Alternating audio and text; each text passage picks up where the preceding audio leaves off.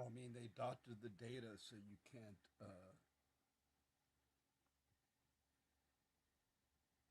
It's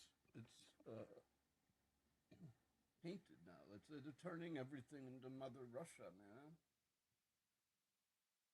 Oh,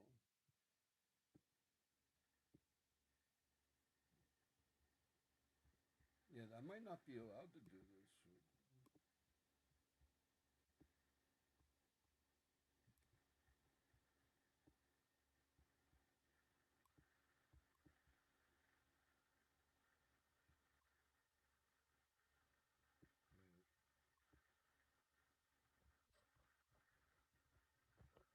Not allowed to show the news, man.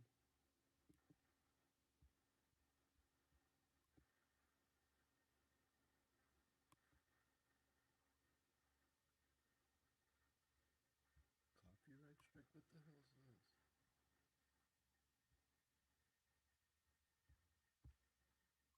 No, I think. Oh, they're just talking about the.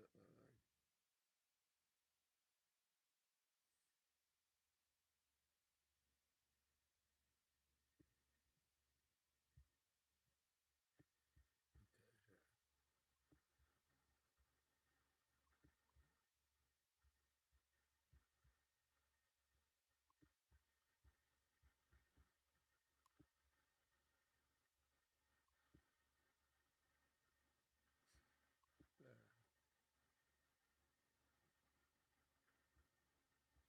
Yo, what up?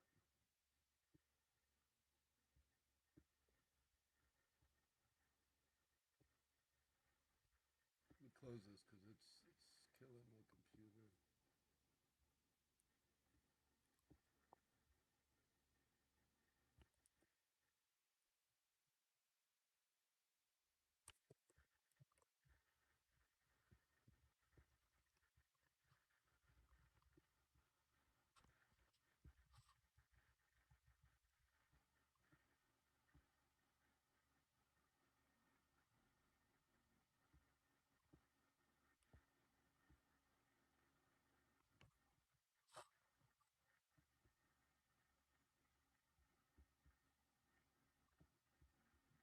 This repeatedly. It's not something he's talking about or even thinking about at this moment in time. I can assure you of that. So that was White House Press Secretary Karen Leavitt yesterday on whether or not President Trump is considering a pardon for Ghislaine Maxwell, the longtime co-conspirator of Jeffrey Epstein, who is currently serving a 20-year sentence for sex trafficking crimes.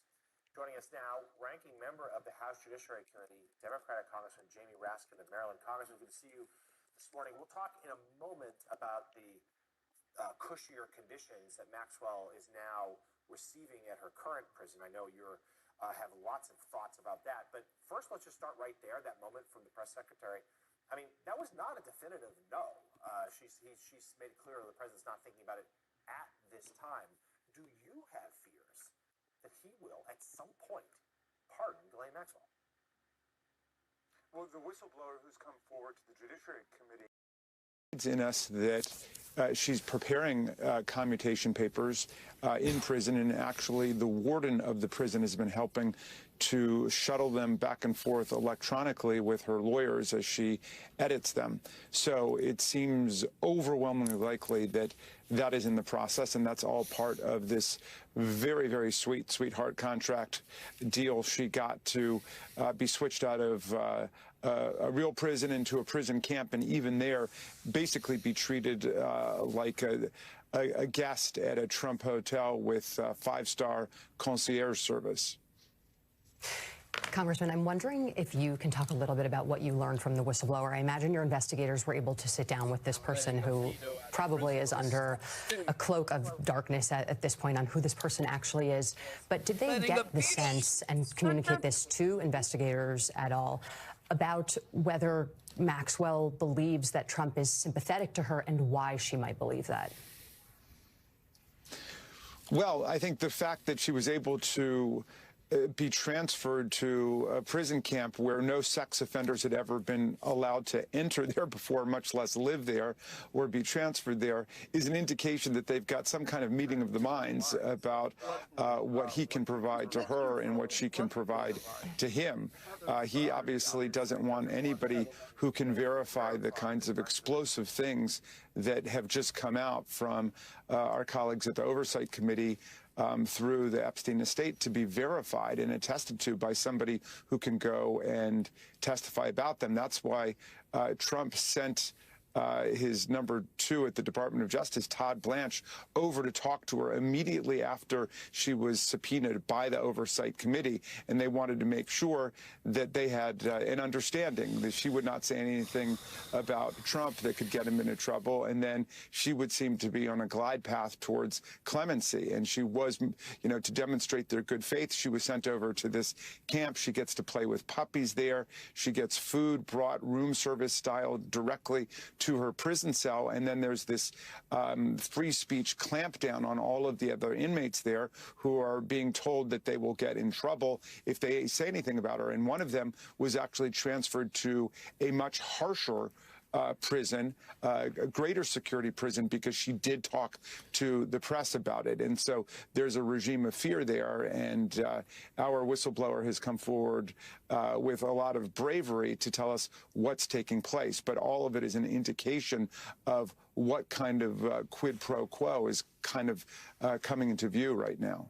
Congressman, can you give us an update as well about others who may have information, and that could be prison mates of Ghislaine Maxwell? I mean, give us an update on that and what the committee is thinking about how to talk to these people.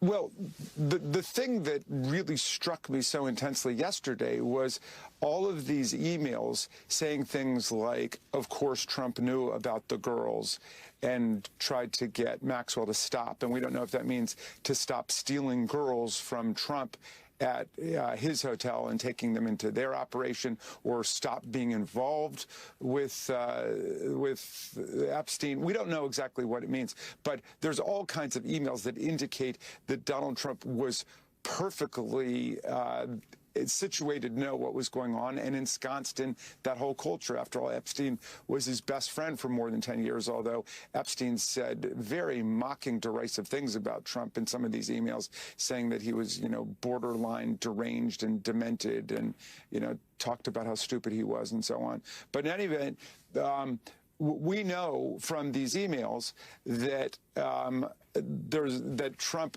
was aware of everything going on, and the Department of Justice must have these same emails, and yet none of them were released by the Department of Justice in these huge tranches of material that were sent over, including completely irrelevant press releases from many years ago and all of this flotsam and jetsam stuff. But the point is that the Department of Justice has not released any of these emails that mention Trump's name and that identify his role in all these activities. Those came from the estate of Jeffrey Epstein instead. So this is a demonstration that the government is very deliberately withholding the information that everybody is actually looking for in anything that could be damaging to Trump. And it would seem, as best we know, that Deputy Attorney General Todd Blanche did not ask Ghislaine Maxwell about any of these emails when they had that very unusual meeting earlier this year. Ranking member of the House Judiciary Well, that's Committee. a great point. Yeah, go ahead.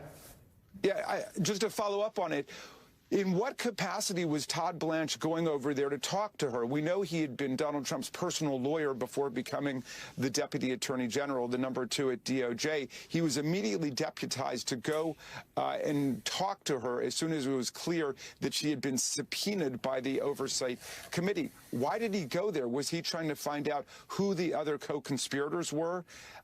It was, after all, the Trump administration that ended the investigation into the other co-conspirators and into the full multiple $1.5 billion international child sex trafficking ring they were running. No, he was obviously sent over there for the same reason they deployed all of these FBI agents to stay up all night going through all the documents. They were looking for mentions of Donald Trump's name. They were looking for his picture in photographs and videos and so on. None of that stuff has been released to the Oversight Committee, and yet we know that it exists because the Oversight Committee got a lot of that information, or at least, some small part of that information yesterday from the Epstein estate.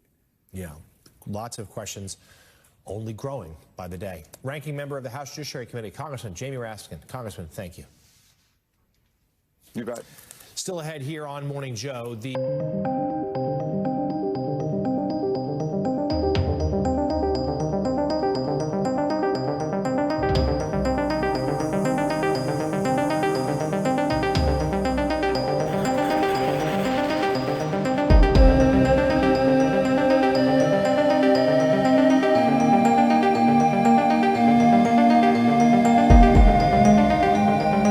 moderate to severe ulcerative colitis or Crohn's disease symptoms despite treatment? Put them in check with Rinvoq. Rinvoq works differently, and it's a once daily pill. When symptoms tried to take control, I got rapid relief with Rinvoq. Check. Rinvoq helped visibly repair my intestinal lining. Check. I got lasting steroid-free remission with Rinvoq. Check. Rapid symptom relief, visible repair of the intestinal lining, and lasting steroid-free remission.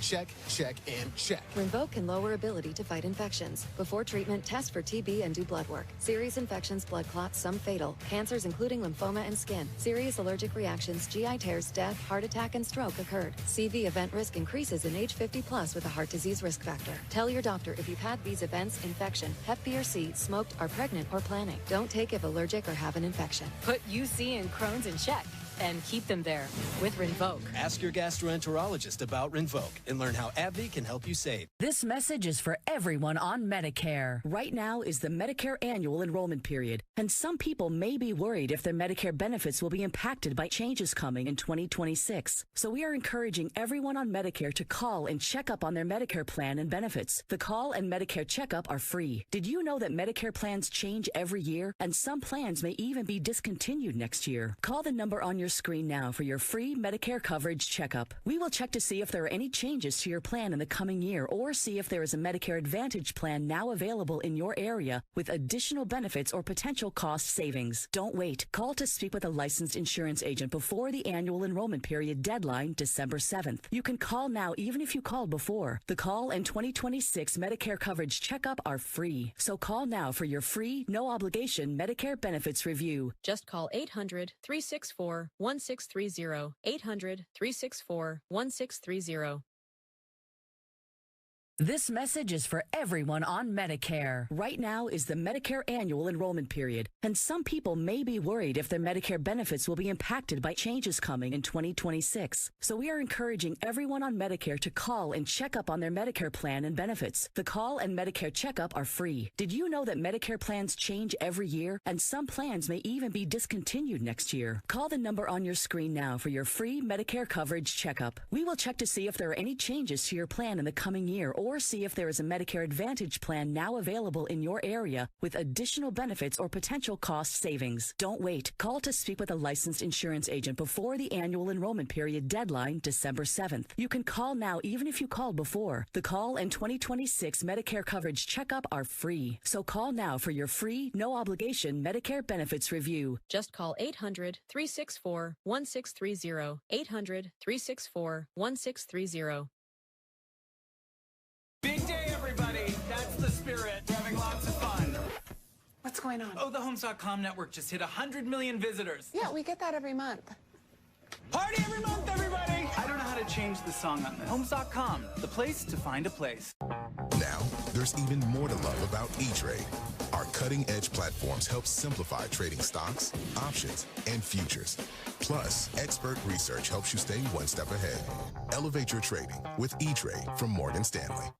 Men, how many bathroom trips are you making each day? Try Super Beta Prostate Advanced, the #1 selling formula in its category. Made with Prostafend, a triple action blend to help reduce urges to urinate. Find it at Walmart or these retailers. So much stuff gets put on the internet every day. How do brands even find their customers anymore? So Jeremy raised a ton of money, acquired an AI company, and built Rad Intel. Over $50 million raised, and contracts with Fortune 1000 clients. The results speak for themselves. Current rate until November 20.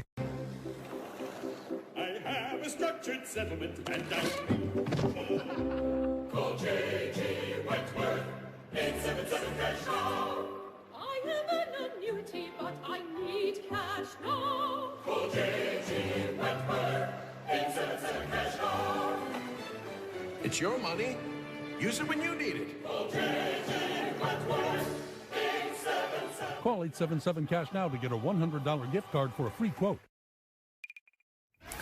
Welcome back. We now turn to some of the morning's other top headlines. President Trump has once again called on Israeli President Isaac Herzog to pardon that nation's prime minister, Benjamin Netanyahu. The prime minister has been on trial for years now, facing charges of fraud, breach of trust, and bribery in a series of separate cases. The process has been delayed repeatedly due to Israel's war in Gaza. The Associated Press reports the letter sent yesterday by Trump to Israel's president described the case against Netanyahu as a, quote, political, unjustified prosecution. Netanyahu, the only sitting prime minister in Israeli history to stand trial. Israel's legislative elections are less than a year away. Now, back here at home, President Trump's decision to rename the Department of Defense to the Department of War, well, that could cost American taxpayers up to $2 billion. According to NBC News, the cost really adds up because it would involve replacing thousands of signs, placards, letterheads, and badges at U.S. military sites worldwide. Also, rewriting digital code for internal and external websites and classified systems would also significantly add to the expense. Now, the name change would need to be approved by Congress, so maybe it won't be official, though Trump, Hegseth, and the like, they already call it the Department of War. Up next here on Morning Joe, we're going to dig into an alarming new trend involving children around the world. We'll tell you what that is straight ahead. Dry eye relief with the prescription Meidas drop? Meidas. Remove contact lenses before you putting them back in. So yeah, sorry, I guess I said all that stuff, but the mic wasn't on, so I'll repeat what I was saying before, man. What I was saying before is, yo, birds of a feather like raping together, man. You know, you just look at the Trump's associates, Epstein, Haidt, Putin. Russia has over 500,000 women in the sex slave industry. These are the type of men that believe in raping women. They believe in breaking them in like horses. You rape them, maybe get them drug addicted. You put them in the sex slave industry. You put them in porn.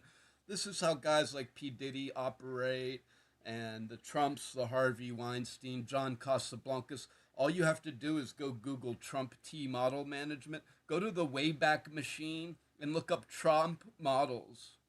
And look up Trump model management, Trump T model management. Look up Trump Casablancas models.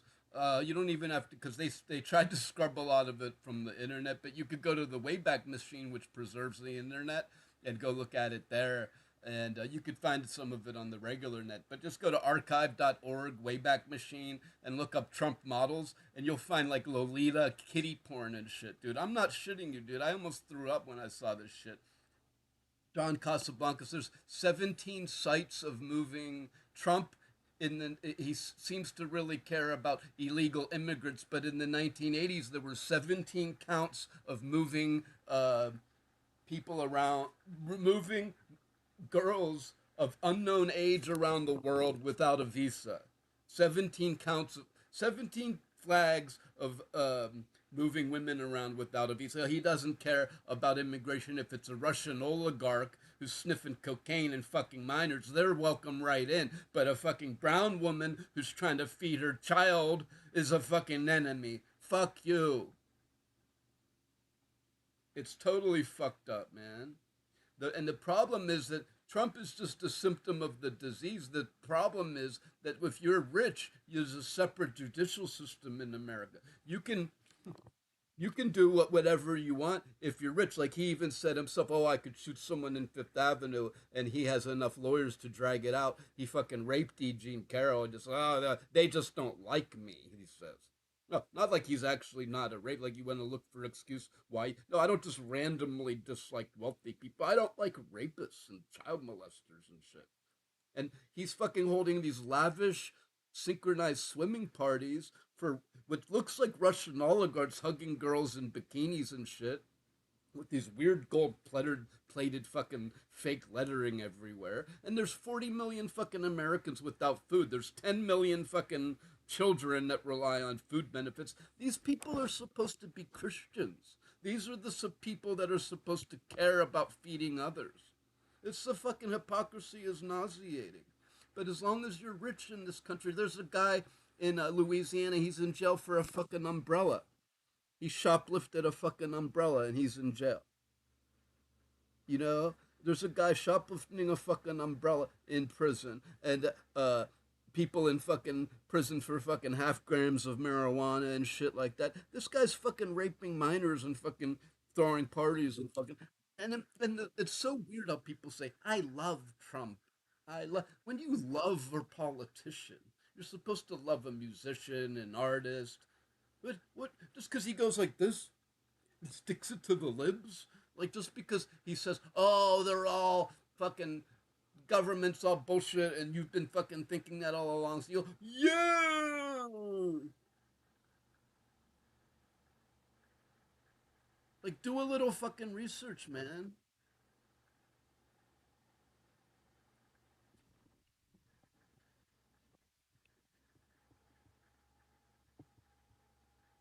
At the lab that has been monitoring seismic activity More than 25 years, along with 9 stations tracking tsunami-causing earthquakes. Well, that lab is set to go offline at the end of the month. Funding for the stations was slashed by the Trump administration earlier this year. The stations were born in the wake of a 1946 Alaskan earthquake that triggered a tsunami, which killed 159 people in Hawaii. Feels like a mistake. Elsewhere, the number of children living with high blood pressure around the world has nearly doubled in the last 2 decades. The largest study of its kind found that the main reasons for the rise were unhealthy diets, mass inactivity, and soaring levels of obesity. Blood pressure levels rose sharply in early adolescence, peaking around the age of 14. That's especially among boys. And lastly, Apple is rolling out a new digital ID for the iPhone and Apple Watch that they say will be accepted at TSA security lines. Travelers will be able to present this ID in place of a real ID, that's the enhanced driver's license. The beta version will first be accepted for domestic travel at TSA checkpoints at more than 250 airports across the United States. It cannot yet, though, be used for international travel. And that does it for us this morning, but we will see you again tomorrow at 6 a.m. Thanks for watching. Annika Barrett picks up.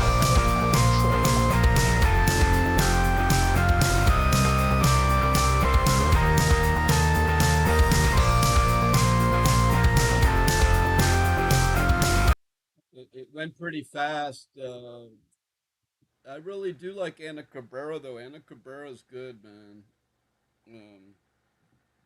Yeah, Anna Cabrera's good.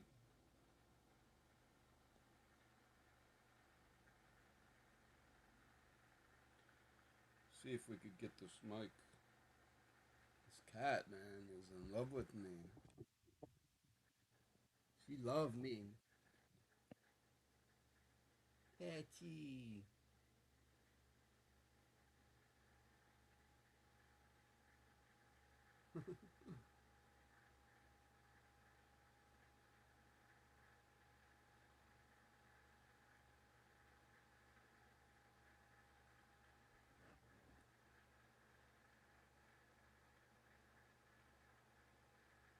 Oh, she's sneezing.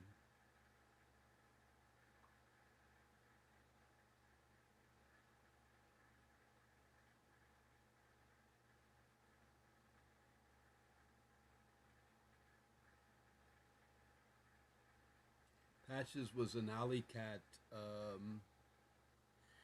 She was out in the alley. My neighbor moved away and left her behind. And so I used to put food out on my porch for her. This is when I lived down in the ghetto, man. I was in the ghetto of Pittsburgh, Hazelwood, on the lower side of the tracks. And someone abandoned her down there, and I was feeding her on my porch. And then it got to be wintertime, and it was snowing outside, and I opened my door, and she darted into my door. And I said, all right, I don't want to put her out in the snow, so let her stay. And she jumped on my lap basically like this, and she stayed on my lap for 2 weeks straight. 2 weeks straight, she never left my lap. And then, well, now that's been 2 years ago.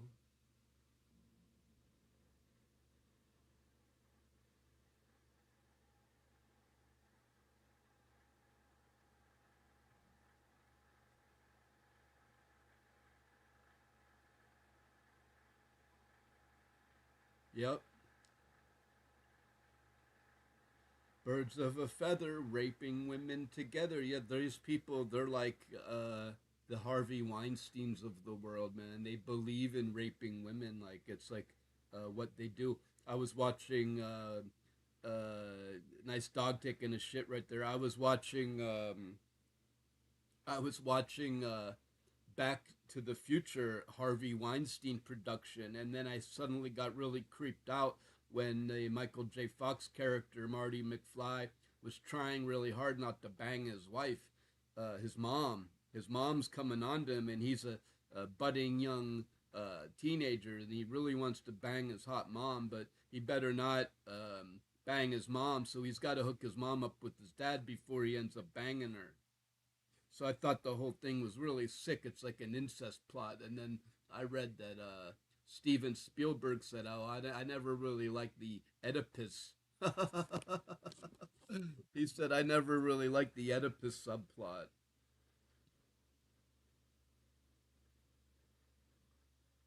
Yeah, the Harvey Weinstein production featuring incest. These guys, they don't like cancel culture if we point out, like, misogyny, incest, racism is bad. But they don't like cancel culture if you just tell the truth about them.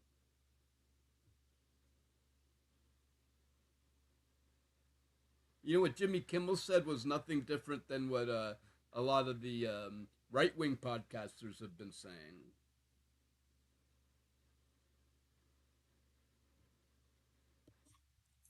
On Ana Cabrera reports. Courtroom showdown. Attorneys for James Comey and Letitia James before a judge arguing Trump ally Lindsay Halligan was unlawfully appointed as U.S. attorney, what it could mean for their indictments.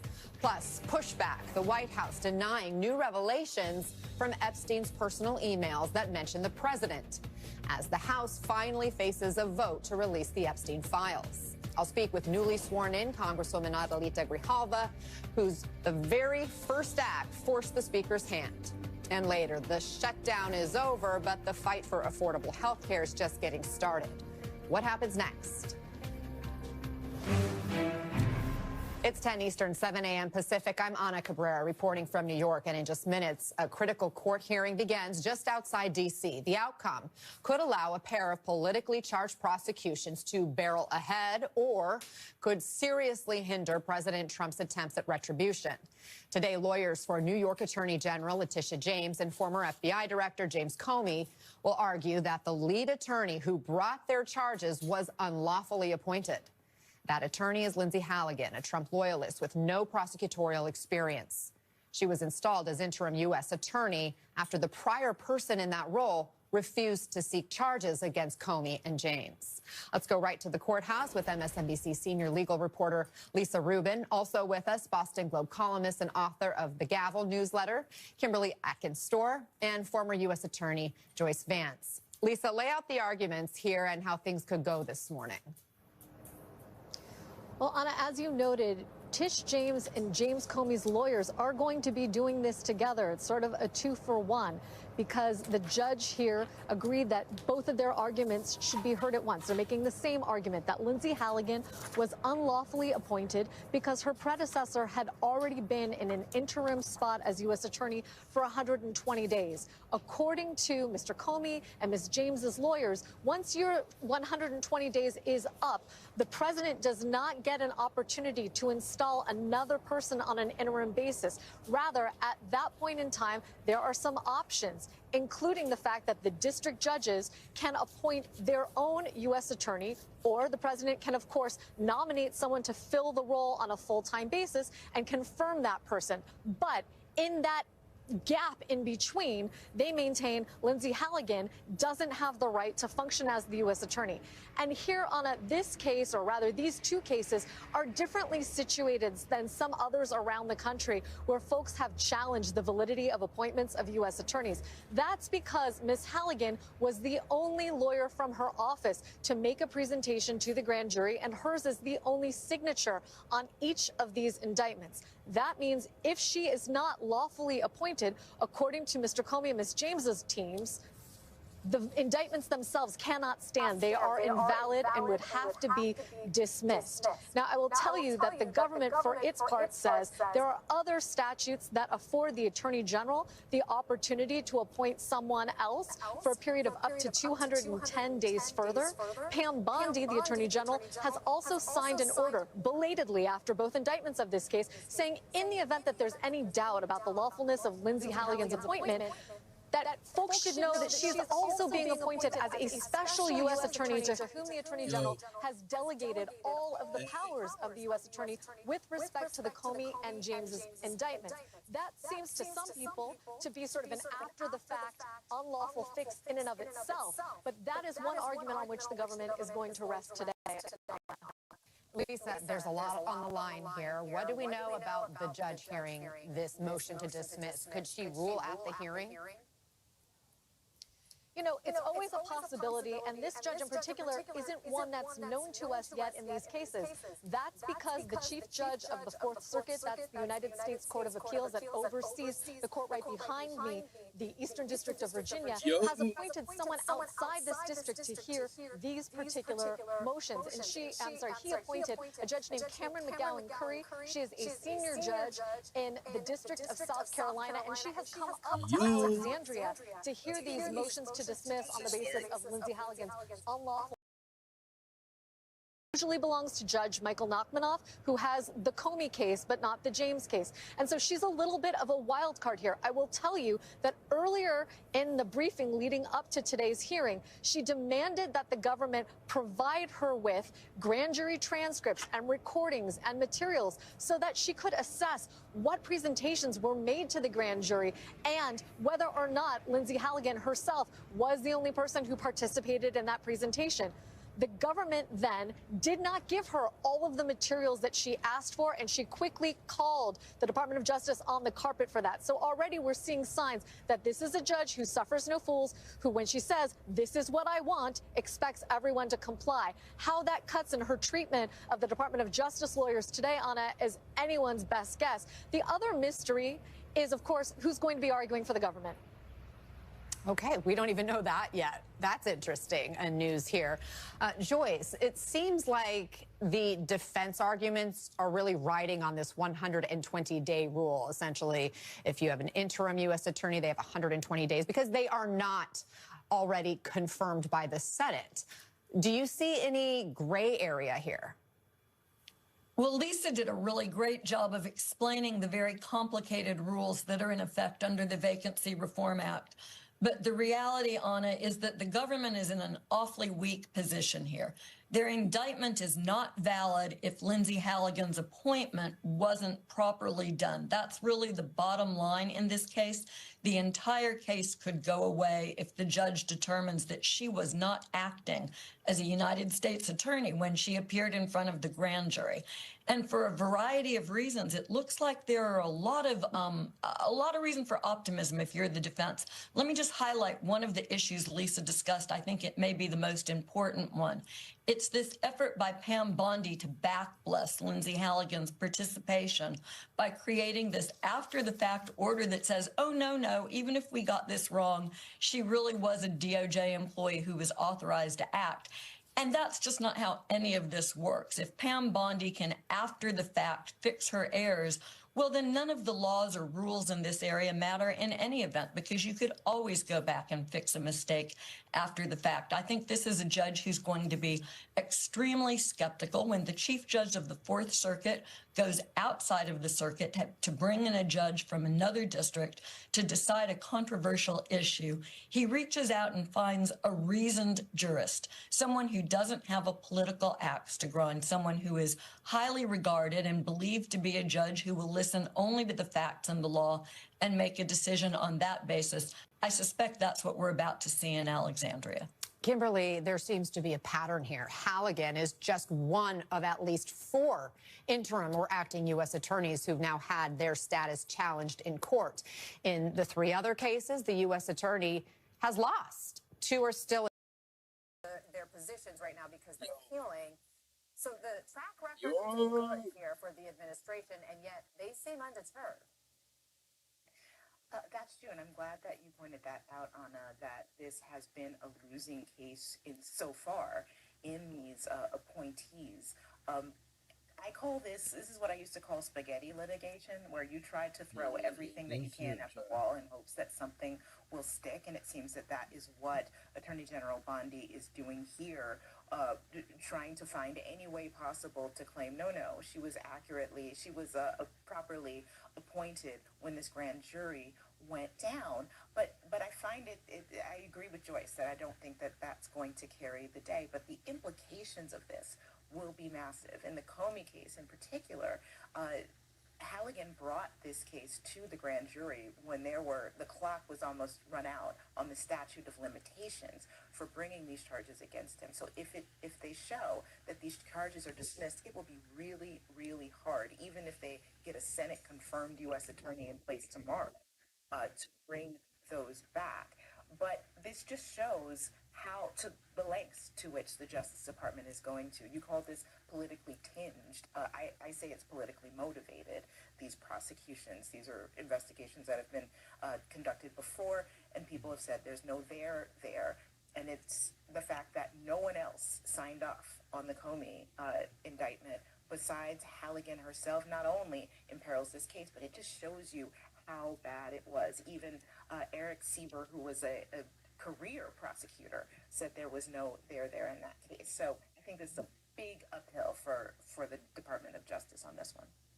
Lisa, can you just tick through the potential outcomes here? Because it's also possible he wins this particular case, right? Or is it possible if she loses, somebody else could then they're like assuming she's going to lose, but she's 100% going to lose. So the 3 possibilities here, Anna, is that both of them win, meaning James and Comey win their efforts to dismiss the case. I will note that even where the statute of limitations has passed, there's a federal statute that says if a case is dismissed for reasons other than the statute of limitations, the U.S. Attorney's Office has 6 more months to bring it again. So that is a possibility, although a small one, as Kimberly noted. The other possibility is that they lose on these motions and continue to litigate. Both of them have other motions to dismiss in the hopper, so to speak, including ones for selective and vindictive prosecution. Those motions will be heard by each of the respective judges in the Comey and James cases. And then I guess the third possibility is that the judge decides that she needs to hear more. I don't know if that's going to happen. I expect an up or down, but not necessarily today. Joyce, Halligan's swift ascent, going from no prosecutorial experience to now special attorney overseeing a pair of extremely high-profile cases. How do you suppose career lawyers in this U.S. Attorney's Office feel about this? Well, I don't think we have to guess. I think we know by the virtue of the fact that Halligan is the lone signature on this case when it comes out of grand jury. It seems clear that prosecutors in the Eastern District of Virginia have realized that their strength is in unity, and when they band together and simply refuse to participate in an illegitimate exercise of the Justice Department's power, it's very difficult for her to retaliate. And Anna, you said something here that's so important, that she had a rapid ascent to this position. Diaz, of course, has been widely discussed, an insurance lawyer and not a prosecutor. And bringing federal prosecutions, and particularly one like this, is a real trap for the unwary. So when the judge gets her hands on grand jury transcripts and is able to see what Halligan said to grand jurors, a whole host of new problems could emerge. I do want to underscore that Halligan was only in this role because President Trump and AG Pam Bondi forced out the prior interim U.S. attorney because he didn't think these two cases were strong enough to prosecute. Get my chair But now that move may my setup be over. actually jeopardizing both of these prosecutions.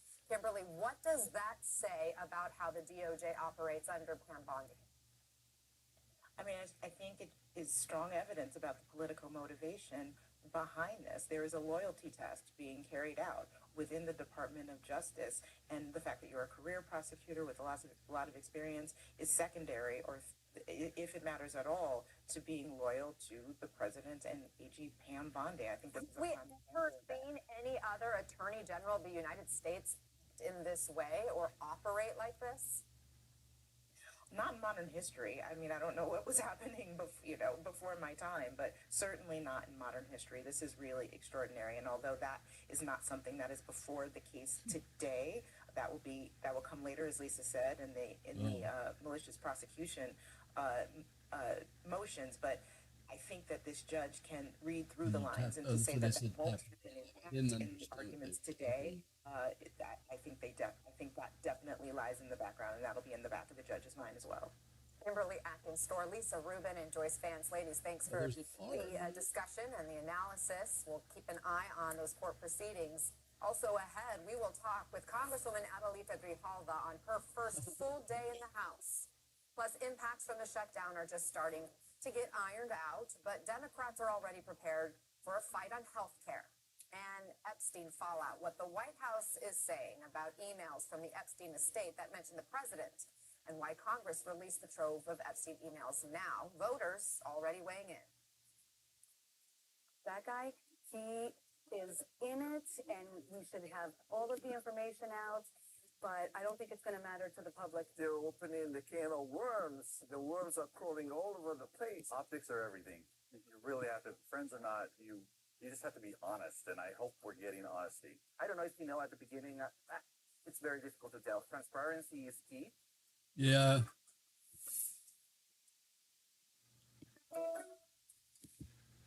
The problem is there's no transparency with this guy. It's the most transparent pedophile in history. He's on television looking at a 10-year-old walking up an escalator and says, "Oh, I can't wait till she's legal so I can hit that." Let me tell you something. Alyssa Milano's considered like super hot and everything, and but like I knew her when she was on Who's the Boss, right? And so since I watched Alyssa Milano on Who's the Boss, I'm not going around saying, "Oh, she's super duper hot." It's like a daughter to me, you know what I mean? But meanwhile, Trump is on Howard Stern. Can I call her a piece of ass? Yeah, she is a hot piece of ass. Like, dude, no, if it was my daughter, you can't talk about my daughter that way. I'll fucking jump over the table and smack you. But nope, not Trump. Sure, go ahead. She is a hot piece of ass. Hey, I wish I...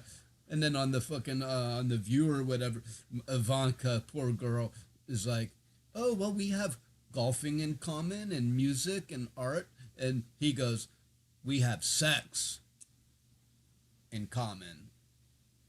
And they're like, "Ooh, you fucking disgusting pervert. Birds of a feather fucking raping together, man."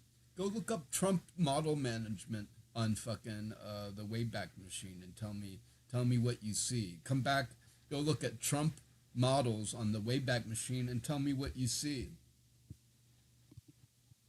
The Epstein files is building momentum, with the House Speaker saying a vote will happen next week on a discharge petition to compel the Department of Justice to release the files. This following the trove of 20,000 emails from the Epstein estate released by the House Oversight Committee yesterday. That was an NFL Years party, of Jeffrey by Epstein's the way. private communications littered with high-profile names, including several references to Trump.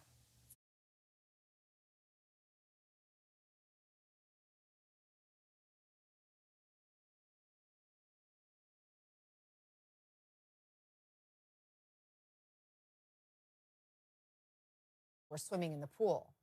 We should note MSNBC has not independently verified allegations Epstein made in these emails, and President Trump has repeatedly denied any wrongdoing. And joining us now, MSNBC senior White House reporter Vaughn Hilliard and congressional reporter Kevin Fry. Vaughn, what more are we hearing from the president and the White House about all of this? I was muted again. Repeatedly calling this an effort by Democrats to take away from what he says was a failed shutdown and from Republican successes. Of course, the release of these files showed Jeffrey Epstein claiming to have an even closer relationship than Donald Trump has led on. Let's be very clear about that. Donald Trump has said that he dismissed Jeffrey Epstein from his Mar-a-Lago club because he was a creep and that he was stealing the women that were working at the club. But Donald Trump has denied knowing the extent to which sexual abuse and sex trafficking was taking place. He's denied knowing that was taking place at the time that they were friends. Absolutely. And Jeffrey Epstein, there in private communications, he claims that, quote, of course he knew about the girls as he asked Ghislaine to stop. Donald Trump has not answered a series of questions about this. Last night, when late into the night, when he was signing that government spending bill to reopen the government, he was asked twice about Jeffrey Epstein. He didn't respond, and the cameras were let out of the room here. And so this just goes to the heart of the complicated relationship that we learn more and more about. And Donald Trump has not answered further questions. And while they have claimed that they released all relevant documents, of course, here, these new documents suggest otherwise. I do want to let you hear from Caroline Leavitt, the press secretary, pushing back on one particular email. These emails prove absolutely nothing other than the fact that President Trump did nothing wrong. In this email you refer to with the name of a victim that was unredacted now and has since been reported on in this room, so I will go ahead and say it, Virginia Guffrey. Own reporting media that recently wrote that Ms. Guffrey maintained, and God rest her soul, that she maintained that there was nothing inappropriate she ever witnessed, that President Trump was always extremely professional and friendly to her. One of the immediate emails that we got from the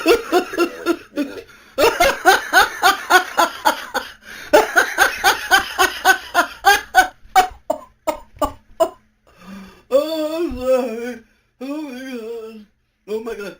These emails only show that Trump is completely innocent of all wrongdoing. Oh my God, dude. I couldn't fucking get over that, dude. 2016, before her passing, that she had worked at Mar-a-Lago for just 2 to 3 weeks, and that she had never seen Donald Trump act untoward or in a sexual manner. These Trumps which incriminate Trump, these emails that incriminate Trump, in fact, so he's completely innocent. Right, I mean, this all came at a very peak moment yesterday. We were just on our way out of the shutdown, and then these emails dropped, and obviously there was a component that Annalise Grijalva was going to be sworn in. She talks to us like we're 5. In fact, children, those emails about Donald Trump and Jeffrey Epstein, they cure him of all innocence. On to that discharge petition, but our MSNBC reporting shows that there was at least a pressure campaign on 2 of them to try to get them to maybe rethink signing on, particularly focused on Lauren Boebert and Nancy Mace. That obviously proved unsuccessful. Now the question is, once this vote comes up, which Speaker Mike Johnson says will happen next week, sooner than would be required under the discharge petition rules, will there be a cavalcade of other Republicans that might join on? This is what we're hearing from Congressman Massey, who is one of those leading this charge.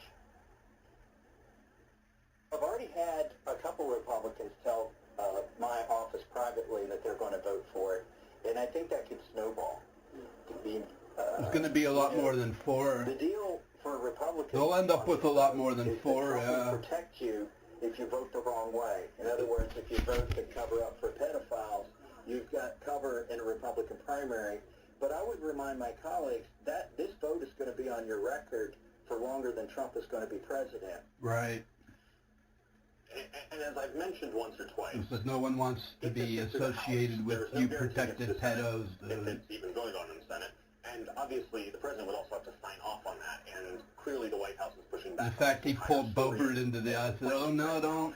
So the chances of this bill becoming law are basically null. The fact However, he pulled Boebert in is...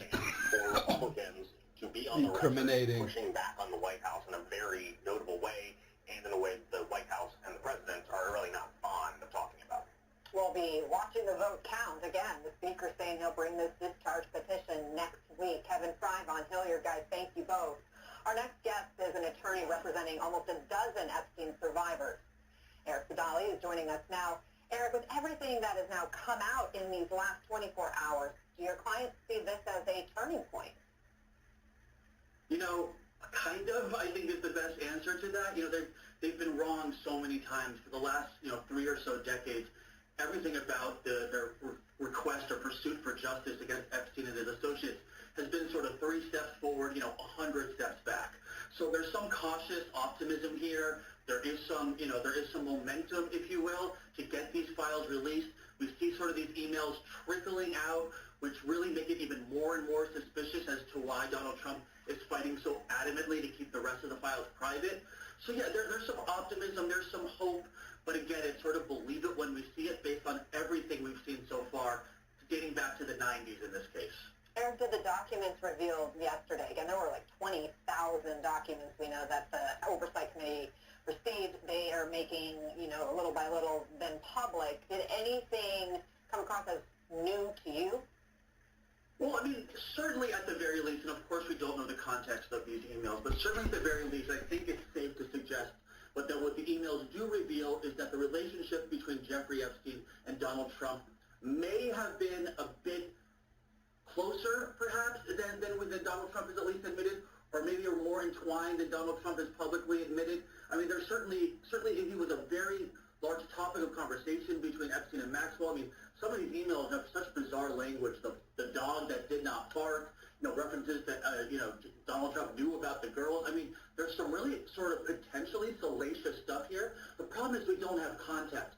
We need the context. So I think what these emails do is really put even more pressure from the public, more pressure on this administration to release the files. If this is truly a hoax, Donald Trump, release the files and show us that it's a hoax. But these emails really, I think, ramp up the pressure on him and show that maybe there's even more to hide than we realized. The White House keeps saying it's been super transparent. No more to hide than I realize he's a fucking teen rapist, you fucking idiots. What the fuck? Yeah, being friends with Jeffrey Epstein for 15 years is sign of wrongdoing. I just want to be perfectly clear that we're not accusing Mr. Trump of any wrongdoing. I'm calling him a fucking teen rapist right now. What the fuck? He was best friends with John Casablancas, who fucking left his wife for a 15-year-old. His other best friend was Jeffrey Epstein. He loves Tate. He loves Putin. Putin has 500,000 women in the sex slave industry. These are the people that Trump loves. Just this, over the weekend, he had fucking Russian oligarchs hugging women in bikinis in the White House. Trump model management. He was flagged 17 times, moving women around the fucking country in the 80s. We just want to be clear, it's not sign of wrongdoing. Why don't they say, you know what, it looks like he is a fucking teen rapist. I suspect he highly is. I bet out of the $1.3 billion that got, the $1.3 billion that fucking Epstein received, I bet about 800 million of it was Donald Trump's. I think that Epstein probably worked for Donald Trump. They fucking, Max, you look at it, Maxwell worshiped Trump. She said, I love that Trump guy. Fucking, she idolized him when she was a kid growing up with her father. She idolized the big wealthy, and then she, so this is like her fucking idol. So they got a chance to work for Trump, getting him fucking girls, like pimping out girls to Trump. We even have Mary Farmer who says, your one's in the other room, this one's not 16. Like, it's all out in the fucking open already, dude. So this, and then now, with fucking, what Lotnick said is that he kept videos and he recorded fucking everything. He had a camera in every corner of his house. So, therefore, there's fucking millions of videos. There's probably dozens of videos of Trump fucking minors, okay? And I heard someone said on Facebook that in Russia, they showed me a Russian fucking post that said Trump was also fucking boys, by the way. And if Trump was also fucking boys, that explains the lavish ballrooms, the Liberace fucking attitude, the golden ballroom, and the chandeliers are just simply marvelous. He's going, oh, those chandeliers are just marvelous, and the bright, shiny marble floors are just spectacular.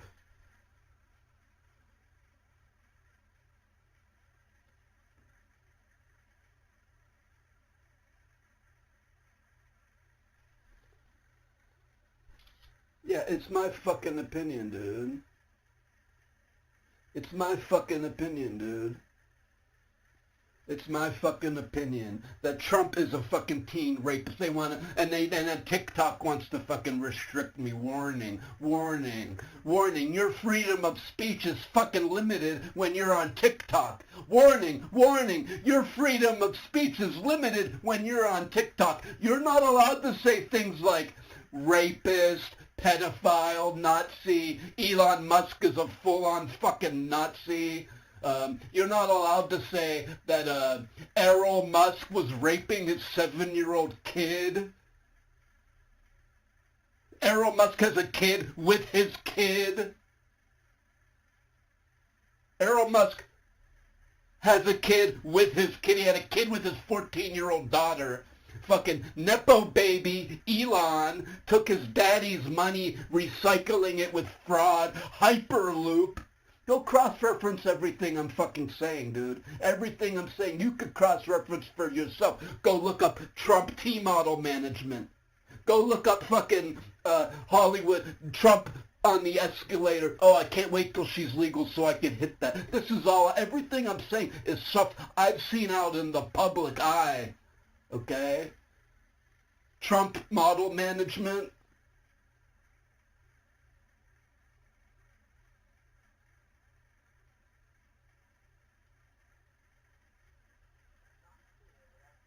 Yeah, they fucking removed my live access on fucking,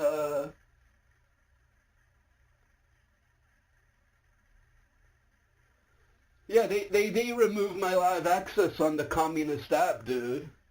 On the communist app, dude.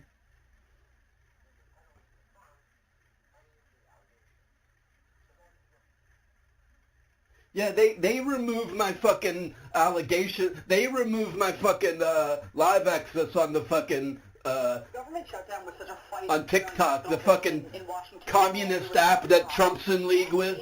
Yeah, they fucking won't let me talk about any of this shit. They're banning free speech on TikTok, dude. I'm not allowed to say fucking I believe that Trump is guilty of teen rape. I'm not allowed to point out that Elon Musk is a fucking Nazi on TikTok, dude. They ban you so fucking fast on there because they're trying to push the right-wing narrative on TikTok and X. I've been banned on X already. I've been banned on. I was just now banned on TikTok. Just now, dude.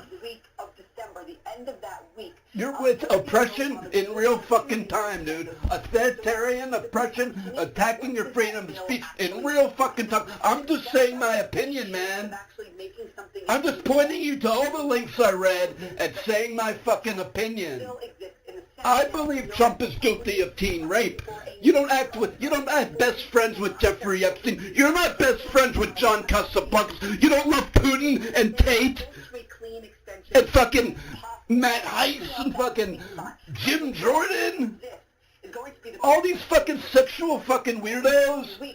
You don't like all those people unless you're fucking birds of a feather raping together, dude.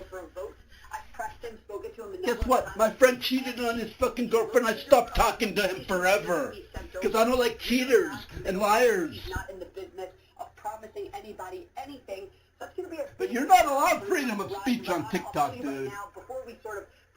You can't say, go look up Trump T-model management. Go look up Trump T-model management. Go to the fucking Wayback Machine, okay? And look up Trump models on the Wayback Machine, okay? And tell me what you see. You tell me what comes up, man. Go on the internet, Trump and Casablancas.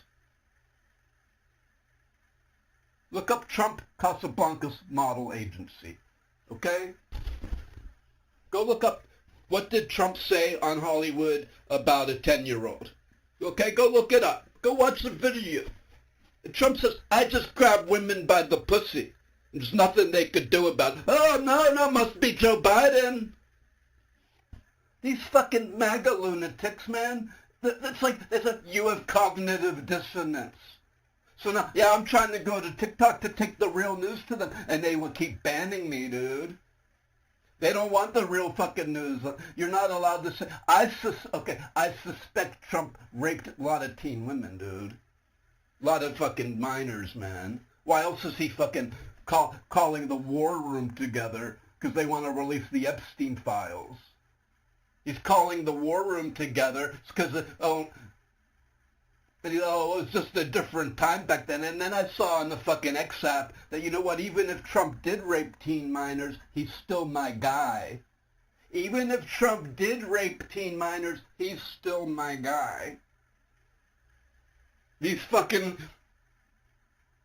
fucking 14-year-olds is legal in Thailand, so Trump, like, what the fuck is wrong with these people, man?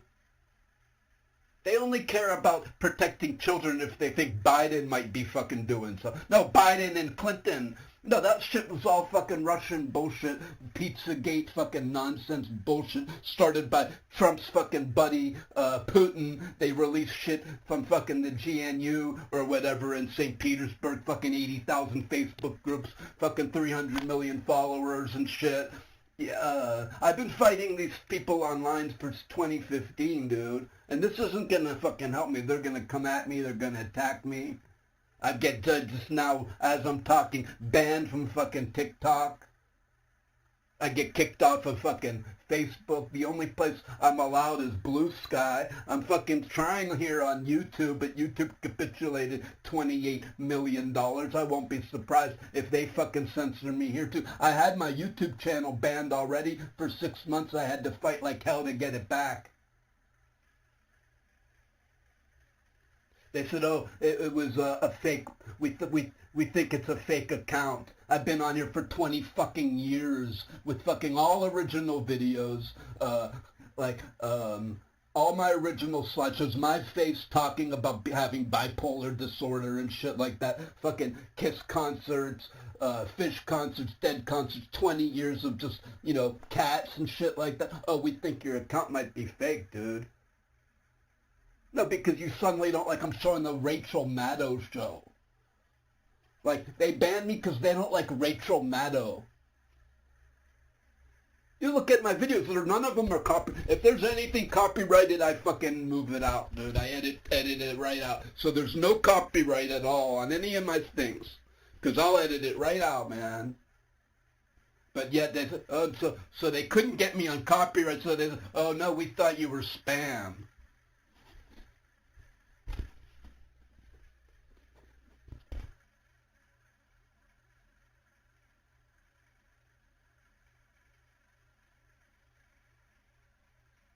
What, so until you see Trump, like, fucking a kid in the ass, he's not guilty of wrongdoing? Like, what the fuck is wrong with these people? Guilty by association, man. Guilty by association, best friends with Epstein. And, okay, this is why I think Trump is the leading suspect to having Epstein murdered. Oops, Kash Patel's at my fucking house, I gotta fucking go.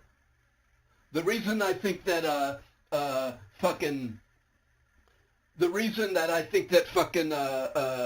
Trump is guilty of the murder of Epstein is because Epstein was writing a tell-all book which involved Trump. Going to exert every Hello? to apply pressure to the 4 Republicans that signed on. That's what he tried to do. Now that that is over and there's a vote coming to the House, he's going to threaten They say we have Democrats have cognitive dissonance. Any Republican that signs on to this, and I Look, think that MSNBC doesn't lie. Talk about is most of these podcasts you see online, most of the amateur news, almost everyone on TikTok, everyone on YouTube, all they're doing is watching CNN and interpreting it for you. All I see is on the news. All I see is CNN clips, MSNBC clips. And then you go, oh, it's not fake news. CNN is real. CNN is real. CNN doesn't lie. They might have left-wing opinions you disagree with, but they're not liars. They don't outright lie. MSNBC doesn't lie. You might disagree with them. Trump hates those channels because they tell the truth about him. Why do you think he hates them so much? Because they tell the truth about him. He gets a lawsuit against them because he's trying to make them look bad, and then so he could say to his supporters, hey, look, they got sued because they're a bunch of liars. They paid Trump up so they don't have to go get dragged through court for fucking all this time. And Trump doesn't like him because they tell the truth about him. He's just suing with his daddy's recycled money. Listen, Fred Trump was arrested at a KKK rally in 1927. And only event organizers apparently had been arrested. You think Fred Trump was just a mere face in the crowd? No, he was popular like Donald. He was American segregationist. He wouldn't rent to black people. He wouldn't the black only water fountains and shit. These are the Fred Trumps. These are the American segregationists who inspired Adolf Hitler in the first place. Mussolini's war was against DEI hires. Mussolini's war was against DEI hires. Let me say it again. Mussolini's war was against civil rights. Mussolini hated civil rights. What do you think the DEI hires are all about? You said Democrats have cognitive dissonance. No, you only watch TikTok. You only watch X. Watch some real fucking news, man. She's not lying. These people aren't fucking liars. You can disagree with them, but they're not fucking liars. Have a nice day.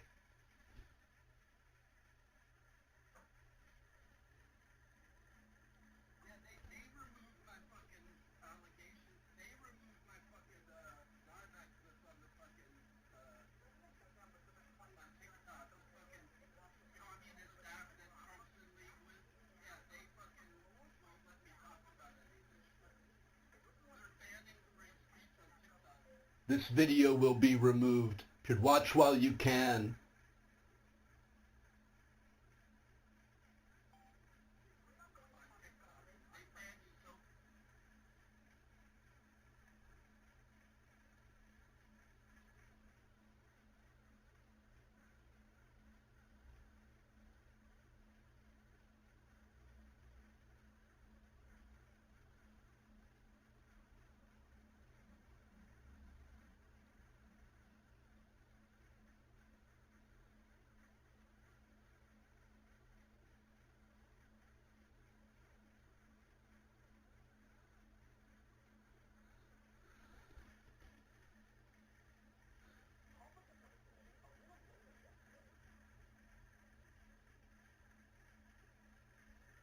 Yeah, we'll see how long that fucking video lasts on you. How long do you think that video will last on TikTok? Empowering people 50 and older to Let's choose take how they bets. live as they age. Great, but how much can I really save? Up to 15% off at restaurants? Let's take bets how long that video lasts on TikTok.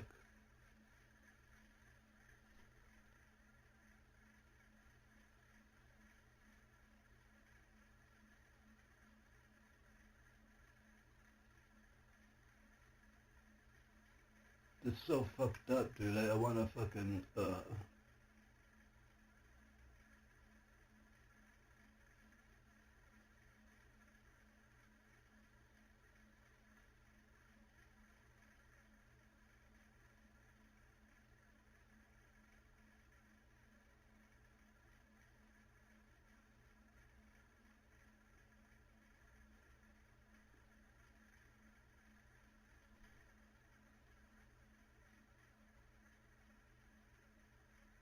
how do you get rid of a strike, man? I'm too hardcore to, I'm too hardcore, man. It sucks they really limit your freedom of speech, man.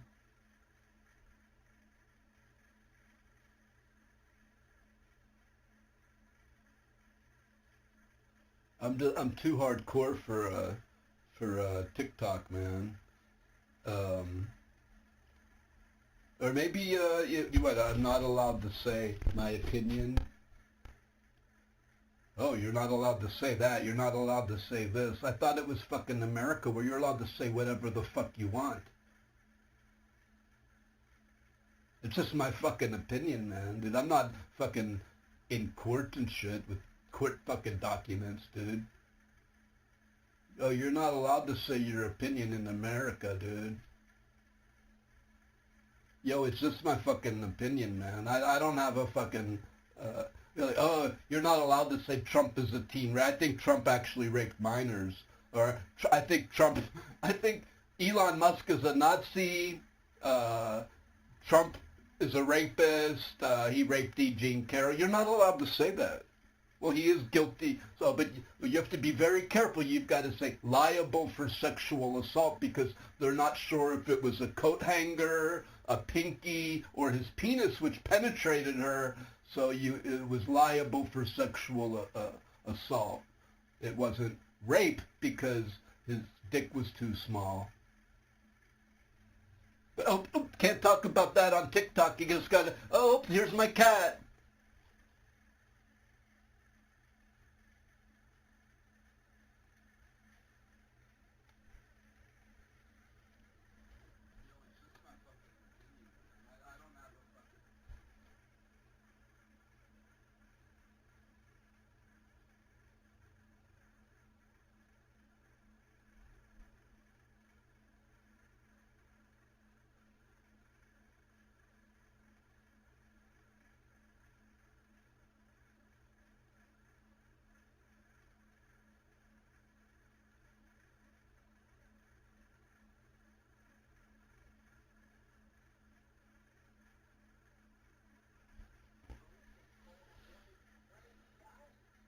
And Maya, just how high could the price of pasta get? What should we be expecting?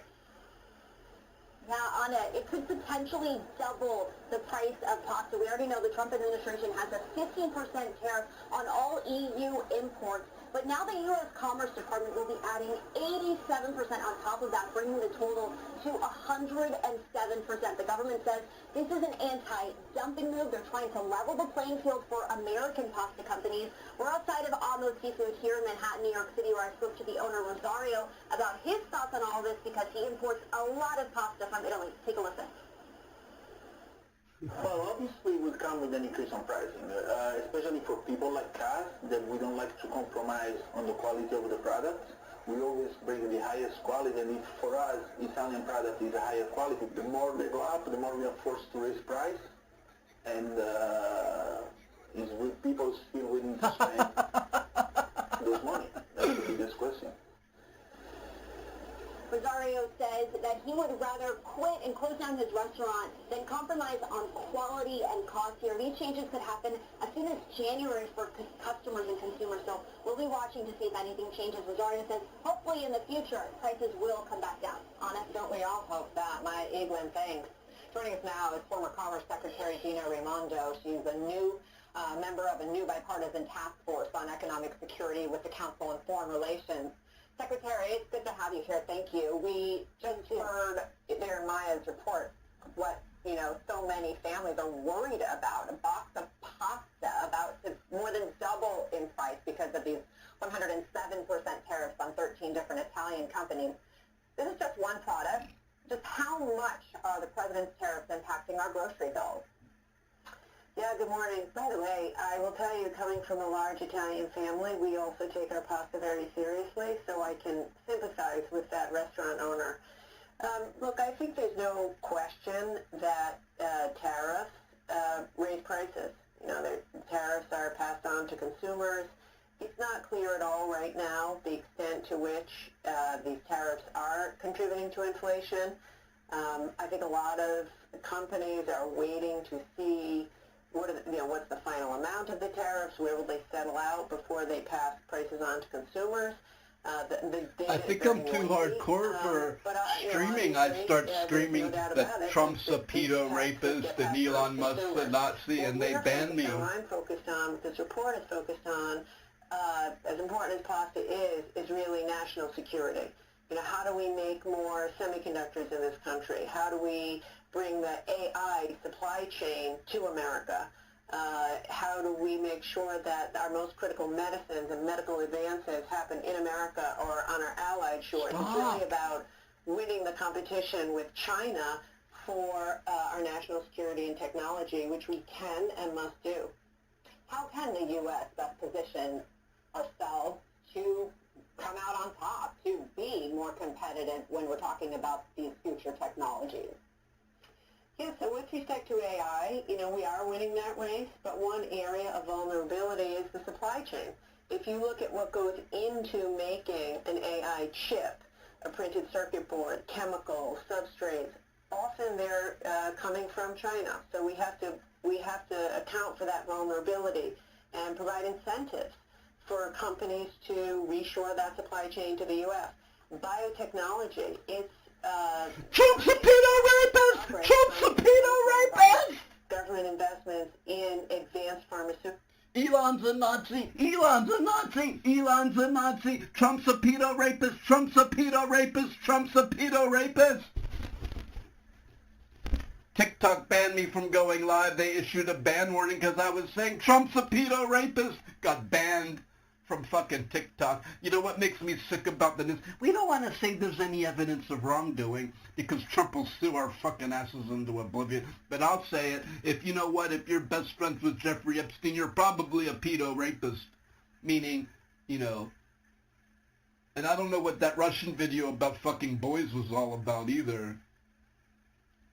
So cross-reference everything. Don't take my word for it. Look up Trump Casablancas. Go to the Wayback Machine, look up Trump models, Trump model management, any combination thereof. Look at the videos, grab them by the pussy escalator. So, hey, maybe the White House can find all this shit and clean it all up, man. But so I guess we're going to have to see, until we see videos of Trump fucking minors,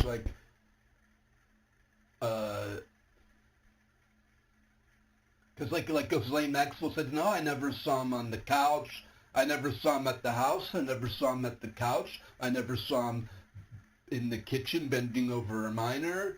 You know what I mean? She's sending a warning to Trump telling him, remember that time at the house? Remember that time on the couch? Because she's like, well, I never saw him on the couch. I never saw him at the house. I never saw him at the massage table. I never saw him in the basement dungeon.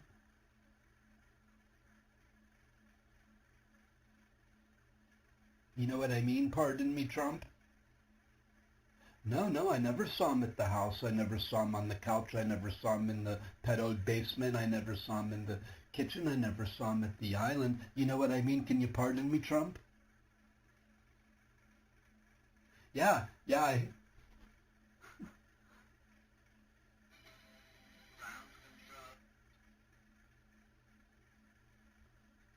I mean, the fact that anyone is listening, it's just my opinion that Trump is a teen rapist.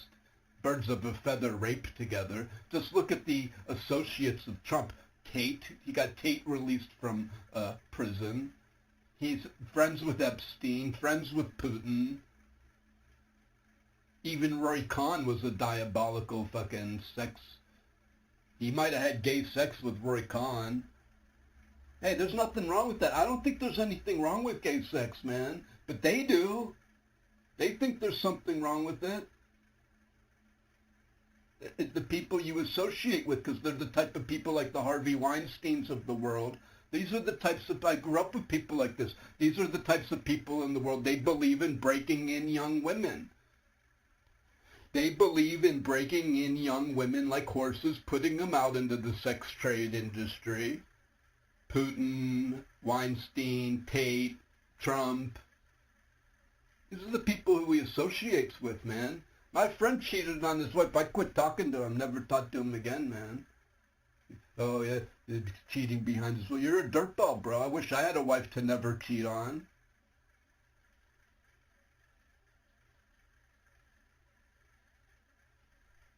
So it's just my opinion, TikTok. The birds of a feather rape together. Go Go look up Trump model management on the Wayback Machine. Just go to the Wayback Machine and put in Trump models, or go to Google Trump models. Go to a variety of search engines and put in Trump models 1980. See what comes up. Because what I found was 17 counts of moving girls without 17 counts of girls without visa. He's so obsessed with immigration and everything, but there's 17 counts of him moving girls around without a visa. So immigration is fine if it's girls for you to exploit. Or immigration is good if it's an oligarch from Russia who sells cocaine and puts girls into the sex slave industry. They could come straight in. But a brown immigrant who is trying to feed her baby child, she's the criminal. You care so much about criminals, but you let the 1,600... Listen, I think a lot of those people should have been pardoned from January 6th. I was in favor of the pardons on January 6th. The thing is that he let out pedophiles, child rapists, murderers. So instead of a grand sweeping proverb, he should have said, hey, everyone whose only offense is January 6th is free.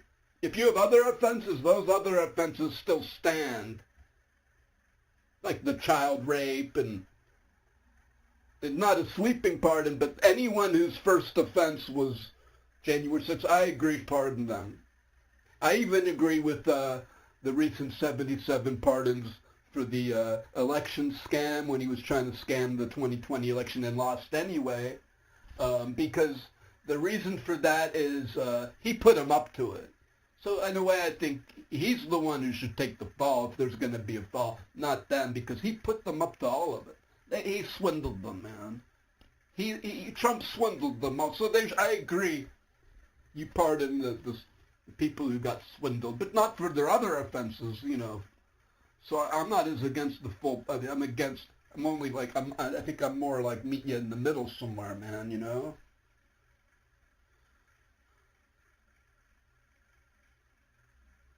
You know, and this will disgust you too. This right here, man. This is like Nazi bullshit here. Look, I've never raped anybody. I'm non-violent. I'm just showing the news. Don't hate on me. Don't ban on me. It's just my opinion, man. Don't get hateful towards me. I've never raped anyone. I've never hurt anybody. But rather systematic violations. This is Nazi type shit. I'm not a Nazi. Don't get mad at me. I'm just showing the news, man. What else did this report uncover? It's the most thorough investigation that I've seen of CCOT and what happened there by Human Rights Watch and a group called Cristobal, which is a partner of theirs in Central America. They talked to 40 people who were held, 40 of the 252 who were sent, and they spoke to over 100 of relatives of other detainees. Half of them had no criminal records, half of them. And again, the claim was that this is the worst of the worst that was being sent off to CCOT. And then, as you said, systematic violence. These detainees said that they spoke to people from the International Red Cross. That's the right for any TikTok prisoner. doesn't want this on, man.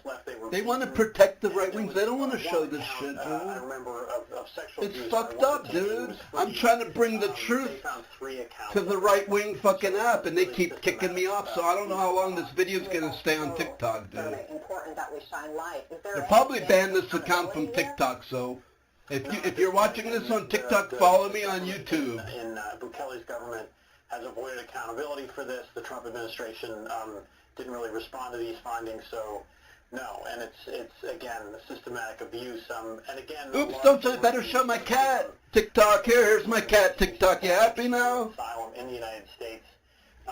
Legally, they should have had their chance to finish their asylum claims, but that did not happen either. David Rose, thank you for bringing us this reporting. Coming up at the top of the hour, we'll have the latest from a Virginia courthouse where Letitia James... Well, because it's like communist China, dude. They fucking instantly fucking silence you, dude. It's a communist China app, dude. You know, and I was just starting to think China was the nice guys because when America took Sudan food away from children, and then they were saying China stepped in as the world's nice guys. China stepped in as the world's technology leaders. But the way they're banning me from TikTok, it makes me think they're the same old China with the Tiananmen Square bullshit.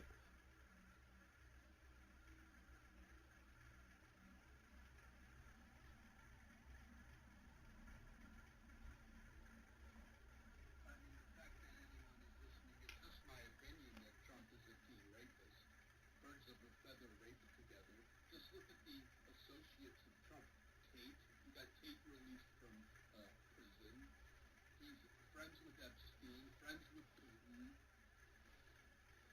Even Roy Cohn was a diabolical fucking sex. He might have had gay sex with Roy Cohn.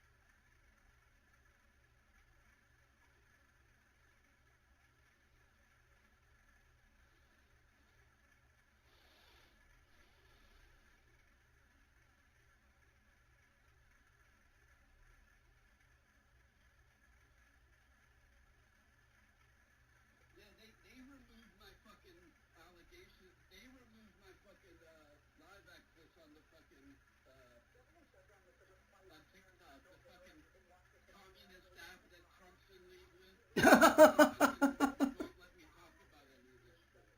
They're banning free speech on TikTok. I'm not allowed to say fucking I believe that Trump is guilty of teen rape. I'm not allowed to point out that Elon Musk is a fucking Nazi on TikTok.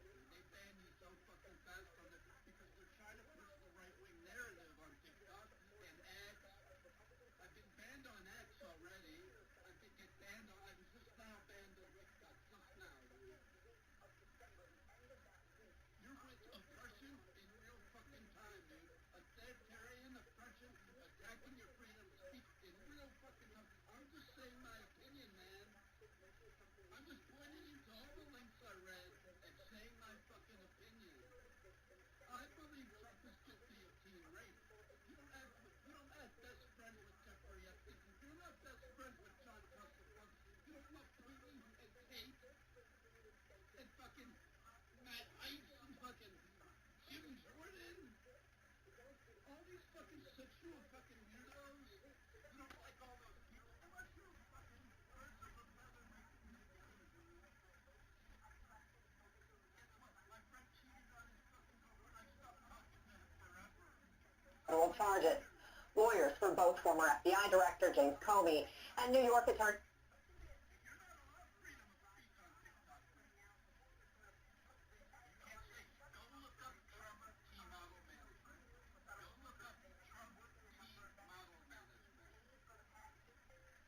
Because they took away my live access period and issued me a ban warning.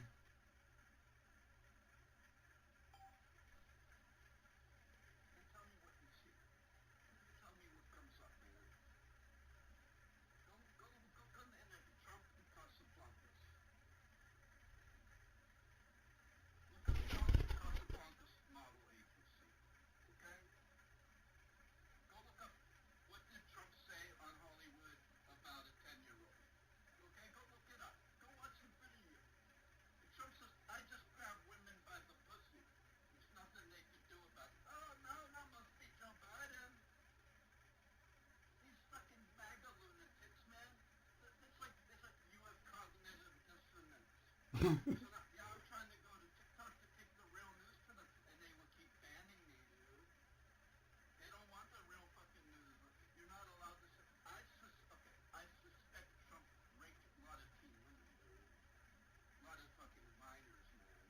Why else is he fucking calling the war room together? Because they want to release the Epstein files. He's calling the war room together because, it's just a different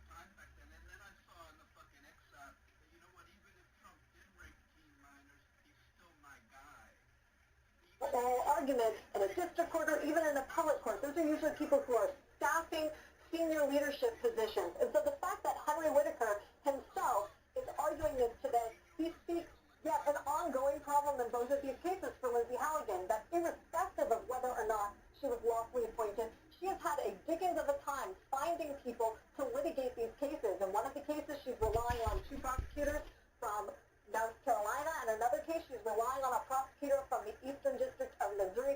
None of these people are from anywhere near here. So, Anna, as soon as we have more calls from the courtroom, we will bring that to you.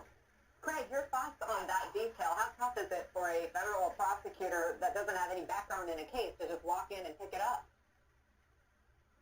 Well, it is challenging, Anna, and I think it also speaks to the fact that while in normal times, in virtually any type of normal case, any Department of Justice lawyer, any assistant U.S. attorney from around the country could confidently argue that case once they got up to speed on the law and the facts. But here, with a few cases, it seems that DOJ is having a hard time finding lawyers within the department who are willing to argue the issues in the case. And perhaps they're having a hard time finding lawyers that they trust to follow exactly what department leadership wants to be done in these cases. I think that speaks loud. All right, if you're watching on YouTube, I'm going to switch over to actual other. We're going to watch some other YouTube channels, and let's watch Democracy Now! And see what they have to say. So I got banned. You know, while during this stream, I got banned from TikTok, man. So this is like, you know, I'm complaining about authoritarian dictatorships, and we know the apps that Trump and MAGA like are TikTok, X, Truth Social, obviously, Breitbart, Bannon. Oh, we'll watch some of that. Fox News is the most front center one. You know, Fox Live, if you go to Fox Live now, they tend to be a little bit unbiased. They show, they were talking to Bernie Sanders and AOC. I was quite surprised. They just show, like, what's happening now. They don't necessarily offer their opinion. If you go to Fox News Channel 58 in Pittsburgh, then, yeah, it's all fucking Trump, Trump, Trump, Trump, Trump, Trump, Trump. Trump, Trump, Trump, Trump, Trump, Trump, Trump, Trump. That's like Fox News. But if you go to like some of the other channels, they're more unbiased. Which is really weird to me because you're not supposed to worship a celebrity. The news hasn't been out yet, but I didn't watch yesterday's. Let's see this for a minute. DemocracyNow.org, the War and Peace Report. I'm Amy Goodman. Israeli forces killed 3 people in Gaza over the past 24 hours, despite the U.S. brokered ceasefire. The United Nations... What'd she say? Israel. Welcome to Democracy Now!, DemocracyNow.org, the War and Peace Report. I'm Amy Goodman. Israeli forces killed 3 people in Gaza over the past 24 hours, despite the U.S. brokered ceasefire. Oh. Israeli forces killed in Gaza. So this Trump's fake peace sham in Gaza, okay, was Joe Biden's deal. Even though the Steve Bessa or whoever it is, it was worth Biden too. It was Biden's deal, which Netanyahu just waited until Trump got in office to do it. And all the deal really was 2,000 Palestinians released from Israel, and it was 2,000 for 25. The 25 hostages would get released. And believe me, I am fully in favor of the hostages getting released. I'm completely happy about that. And it's great that the hostages came home, but they had to give up 250 of some of the world's worst terrorists. And then immediately the next day they were executing on the street. You know, shooting people point blank in the back of the head. So it wasn't great. It was very bad right away. It was no peace sham. He says, oh, he stopped 8 wars. He didn't stop big wars. There were skirmishes around, which they come on, they come. It's like every time there's a pause in the fucking action, he wants to say he takes credit for it. He talked to someone in August and they quit fighting in July. So, there was like a 6-month gap in there. There's a lot. And the Indian president said he had nothing to do with it, man. But the Pakistan says, we all thank Trump. So, like, there was no wars. There might have been skirmishes and shit. This is the same thing. Any president could take credit for shit like that. I don't want to, like, take away. He said he was going to end the war day one in Ukraine. That hasn't happened. I was glad he said Russia should leave. And you know what? We don't want peace with Putin. People say, don't you want peace? Don't you want peace? Not with fucking Putin. These people, what they do is they steal your food. They rape your children. They kill your husband, take your children away, eat all your food, and then say, don't you want to leave us in peace? No, we don't want peace. We want you to leave. Okay? The United Nations accused Israel of denying essential aid from entering Gaza, including 1.6 million syringes to vaccinate children and nearly 1 million bottles of baby formula. And that's another thing these Republicans are bitching about. They gave condoms. They gave away condoms. I don't want my tax dollars going to condoms. Really, you don't want the spread of AIDS to stop? You don't want you complain about too many black babies, and then you complain when we give them condoms. Fucking idiots. They complain that there's too many black babies, and then they complain when we fucking actually give them some fucking condoms. Fucking idiots. UNICEF said Israel's actions are preventing efforts to immunize more than 40,000 children under the age of 3 who missed routine vaccines against polio, measles, and pneumonia. Meanwhile, Palestinians across the Gaza Strip are forced to use flashlights and private generators due to lack of electricity. Israeli attacks have destroyed 80% of Gaza's electricity distribution networks. This is Hanan al-Juju, a displaced Palestinian mother. They don't want you to see this. Don't look like this is banned. I'm banned for showing this. In Rafah, during the first displacement, we tried to light a candle. They want to say, I'm a bad person. Fearing it could burn the tent. Because I care about other human beings. But it broke. Like, really? We don't have the money to fix it. We tried to get a battery, but it's expensive and unavailable. That's Sunny Hippies. How dare he care about other human beings? How dare he want to protect children? And Deir Shafon on Tuesday, setting fire to vehicles and other property, leaving 4 Palestinians wounded. This comes as a 13-year-old Palestinian boy died yesterday, a month after Israeli forces attacked him. This is Trump's peace deal here, man. Here's Trump's peace deal here. When Israeli soldiers fired several tear gas. Here's Trump's fake fucking peace hoax. Causing him to choke severely and collapse. That's according to evidence collected. Trump's peace hoax right here, man. Right here. I didn't do anything. You'll get mad at me. I'm just showing the fucking news. Until he died. This year, Israeli forces and settlers have killed 47. That's a real kid. He's not a fucking. It's not a joke. It's not a sporting event. Committing to help the Palestinian Authority draft a constitution for. This is an NFL football where we have winners and losers and talk smack and then. Announced a joint constitutional committee. Kids fucking dying, dude. Palestinian Authority President Mahmoud Abbas in Paris yesterday.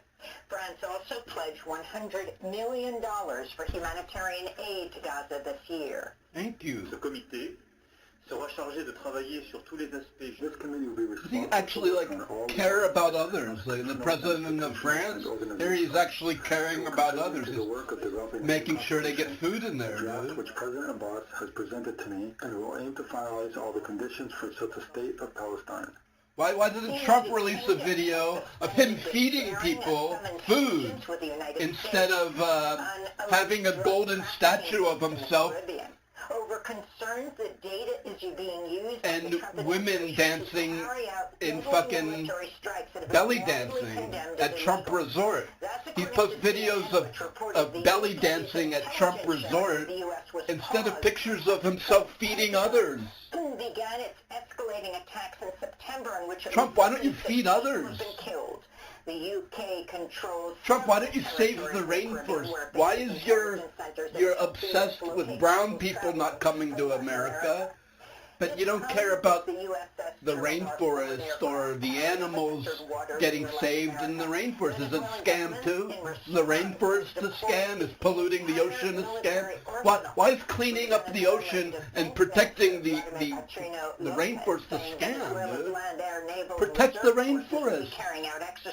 The brown-skinned woman trying to fucking eat isn't the enemy. The cocaine-dealing oligarch who's fucking molesting kids is the enemy. That's just my opinion, man. Against the United States' intention to remain as the world's hegemon, as the world's police. And we here in Venezuela remain firm with the Bolivarian ideals of independence, freedom. He's trying to start a war with Venezuela because he doesn't like the leader. Meanwhile, protests have continued in I don't know much about that the Trump situation. administration's military trainings on the beaches of Arroyo, a town in the southeast of the island. In recent weeks, residents have described witnessing military drills and amphibious landings carried out by the Navy and Marines as part of the U.S.'s ongoing strikes on boats in the Caribbean, claiming without evidence the vessels are carrying drugs. This is a resident of Arroyo, Enrique Rivera Zambrano. Estamos en contra del imperio estadounidense. We are against imperialism. We are against any type of military intervention in the country of Venezuela. And above all, we are against the vile and terrible assassinations of our fishermen brothers that have happened with the pretext that they are boats for drug traffickers. We condemn those killings and terrible actions. We are in favor of peace. Tuesday's action was also to honor the life of the Puerto Rican revolutionary leader Angel Rodriguez Cristobal, who was found dead in a Florida prison in 1979 after he was detained for protesting the U.S. Navy's occupation of the island of Vieques. The longest U.S. federal government shutdown in history has entered its 43rd day. House members are returning to Washington, D.C. Well, it did end yesterday. Resets the House and after the paper had been actively investigating Marion County's police chief over sexual misconduct charges. County officials have pledged to pay $1.2 million to Eric Meyer, the editor of the Marion County Record, and the estate of his mother, Joan Meyer, who died of a heart attack one day after the raids. Marion County also agreed to pay the company that publishes the Marion County Record 2 reporters at the paper and Ruth Herbel, the city's former vice mayor, whose home was also raided by Marion County police. The Washington Post reports the Trump administration is planning to allow oil and gas drilling off the California coast for the first time in decades. This would include 6 offshore lease sales between 2027 and 2030 along the California coast and expansion of drilling on the eastern Gulf of Mexico. California Governor Gavin Newsom denounced Trump's plan and called it, quote, dead on arrival. Governor Newsom spoke from Belet. All right. Let's check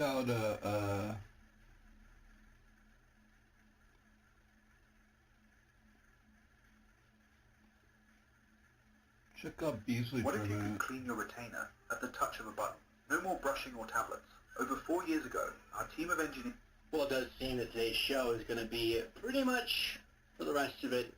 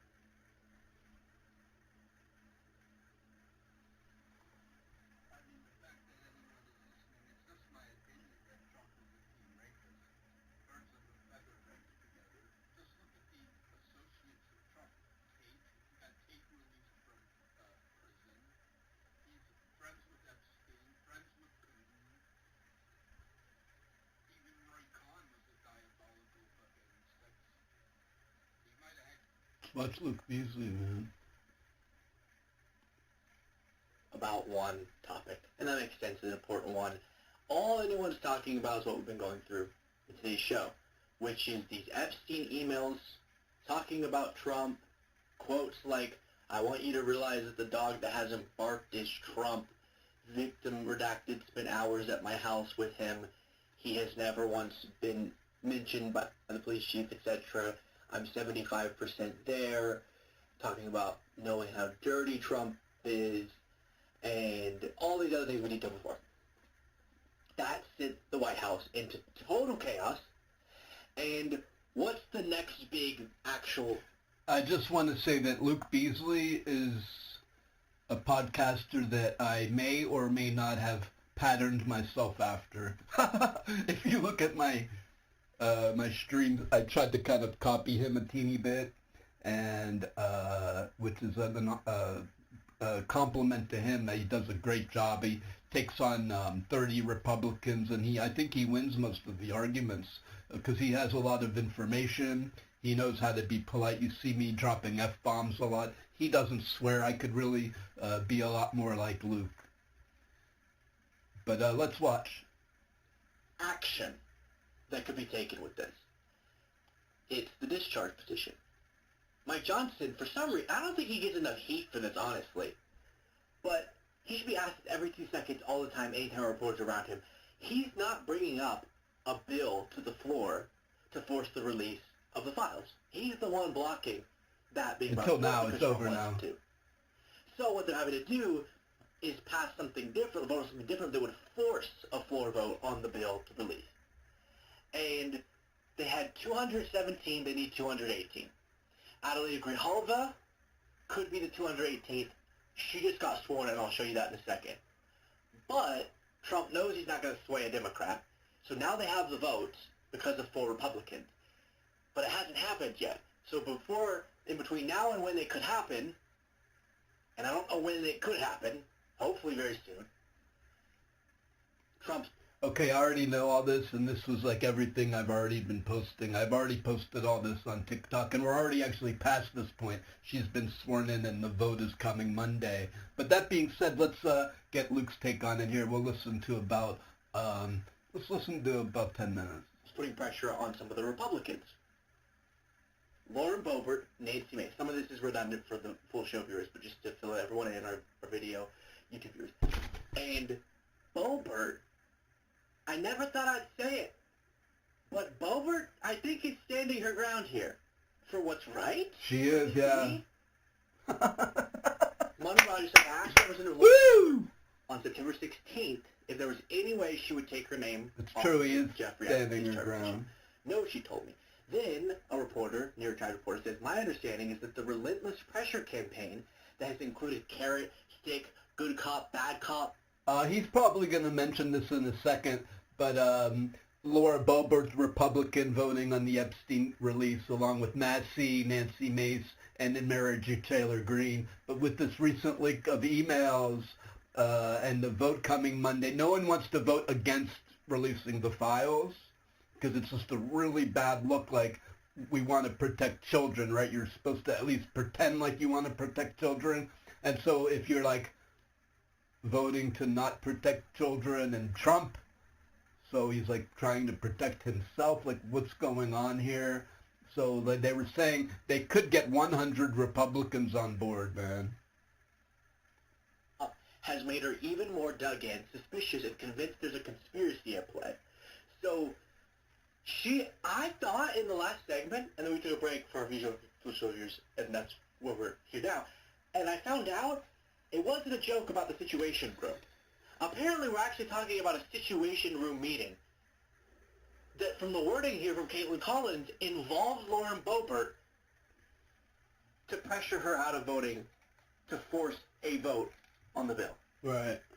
Caitlin Collins reports, meaning that a pretty remarkable pressure campaign, including phone calls with the president and a personal meeting in the Situation Room with an AG, deputy AG, and FBI director, could not sway a Republican House member. Guys, I know we've been talking about this story for months now, but I'm actually this is chilling. I'm actually disturbed right now. This is out of, in a twisted way, a movie. Is she saying they brought a Republican House member, I guess Boebert, into the Situation Room where the military things happen, and they had Todd Blanche, Pam Bondi, and Kash Patel all sit there and go, listen, we know best. We understand that the implications from we can't actually... And to her credit, so far, if this changes, I'll tell you, she's standing her ground. Well, wait a minute, Luke. Not only has it not changed, they were saying they think 40 to 60 more Republicans are going to hop on board because no one wants to... If you see, think about this for a minute. You take your names on and then you take your name off of the list. You'll never get... These people want a long career. They want to get rehired as senators. They want to get voted in again. They might have... I heard MTG wants to throw her name in the presidential race. And so they're becoming more moderate to the public. And so they don't want to take their name off of the Epstein files because it's a career-ending thing. They'll never have a political career again if they do that. And so the other Republicans are starting to think that way. Hey, I'll never have another political career if I take my name off. But this was yesterday, and Luke probably is updated on that as well, that 40 Republicans might join on. But that's the level of pressure Trump himself is putting on Boebert. He's also put pressure on Mace, and I think it might be working a little better with her. If that happens, now we're back to 217. If Mace flips. And they got their 18, and they would have to take their name off. Mace is not taking her name off. She was in tears. She was in tears for the victims. There's no way she takes her name off. She's like extremely passionate about it. No way. And like I keep saying, 40 more Republicans might actually jump on board. Before I show you Adelaide Rahalva, just show you what, I guess I don't have the post, but I showed you in the other seconds, Mace was kind of like, I'm tired of people saying mean things about Trump, and he's actually not doing anything wrong. So maybe she's flipping. No. But Boebert might be committing, correctly, one of the presidency-defining attacks on Trump. Exposing him in a way here by not bending the knee that will go down in the history of ancient government. Then you have Greg Stanton coming up and speaking. And her first act of Congress will be a powerful one. She will be the 218th and final signature on the discharge petition to force the Trump administration to release the Epstein files, delivering long overdue justice and accountability for hundreds of victims abused by rich and powerful men. So again, am I missing something procedurally? Obviously, if you got enough votes, you could override a veto. But I don't see Republicans doing that. Very important. They charge forward anyways. Since we're coming to the end of the show, a couple miscellaneous things. MAGA's very upset about this clip of Trump being asked about H-1B visas. And Trump ends up saying, we don't have talented people here in America. H-1B visa thing will not be a big priority for your administration, because if you want to raise wages for American workers, you can't flood the country with tens of thousands or hundreds of thousands of foreign workers. You also do have to bring in talent.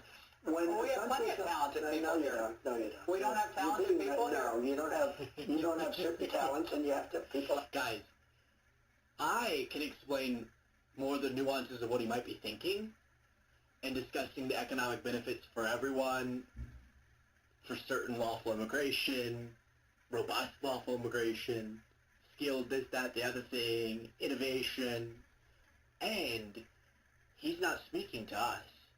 He's speaking to his base, and his base does not like that argument. And it's also just politically terrible to be on the record going, no, we don't have talented people. Even if I understand the point you're trying to make, which is we can benefit from bringing in also more talented people, not more than us, but just additional, also talented people. You understand? But he went, no, we don't. We're a bunch of bums. Have you seen Americans lately? Oh, man. I have a friend. Big friend. Real large. He's using the fat shot. All right, wait, let me, I've got to,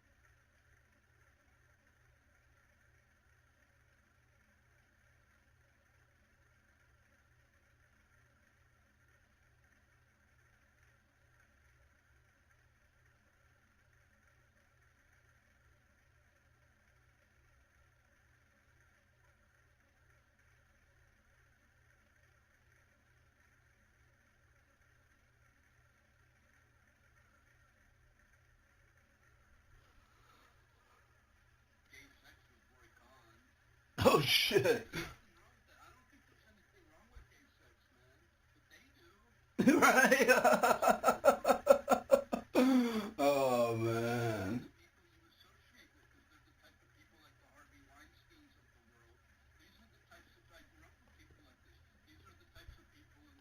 It's not working, as Trump has said. And then, let's talk a little bit more. We just did a deep dive into what we've learned about these Epstein emails and Trump calling people saying, don't release the files, and scheduling this emergency meeting to discuss what to do to prevent the release. Levitt, what's the next question? Yeah. What's this, though? She, I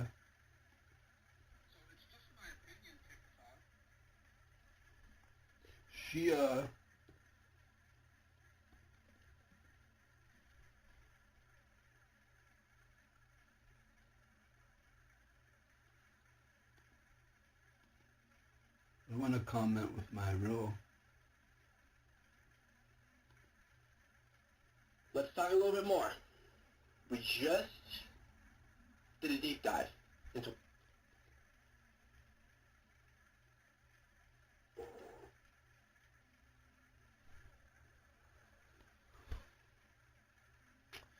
Yeah, man, she talks to us like we're 5 years old, man, this, Caroline Levitt. She talks to us like we're 5, man.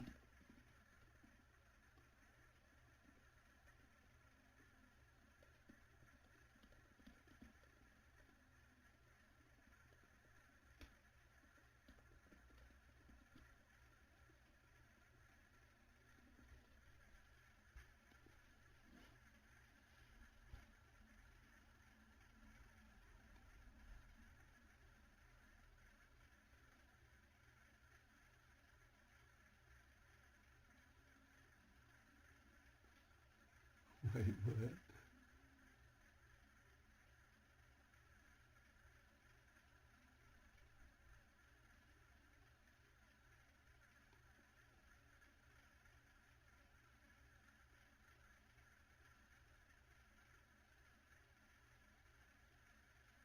Okay, let's check this out. Reporter in 2015, Epstein suggesting reporters... See how, let's see, wait, I'm gonna make a, see, I'm putting this on TikTok because, at the same time, because the reason is, TikTok's like a communist right-wing app, so I'm trying to take, like, the news to them, and I don't know, they keep banning me, like, for this, so I want to, like, pushing the envelope. I've already been, they took down one of my videos, or they banned, stop, Lemieux. My cat, if she would just stay right here, it would be fine, but she ends up, it's like, that's when I say stop. But like, she could stay here all day, man, but she's like trying to step on the computer, knocking the phone on. I'm like, oh. Anyway,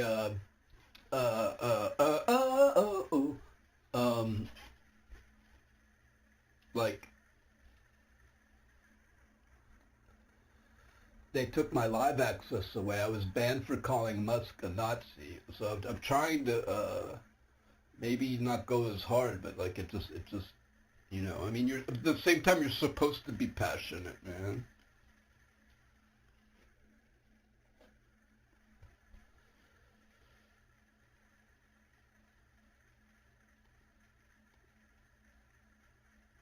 Yo.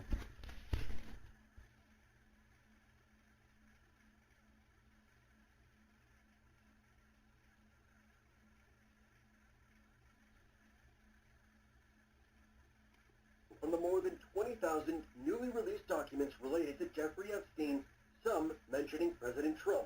In email exchanges with a New York Times reporter in 2015, Epstein suggesting reporters asked my housemate about Donald almost walking through the door, leaving his nose print on the glass as young women were swimming in the pool, and he was so focused, he walked straight into the door. And there was this exchange in 2018 with someone whose name has been redacted. That person writing, "They're really just trying to take down Trump and doing whatever they can to do that."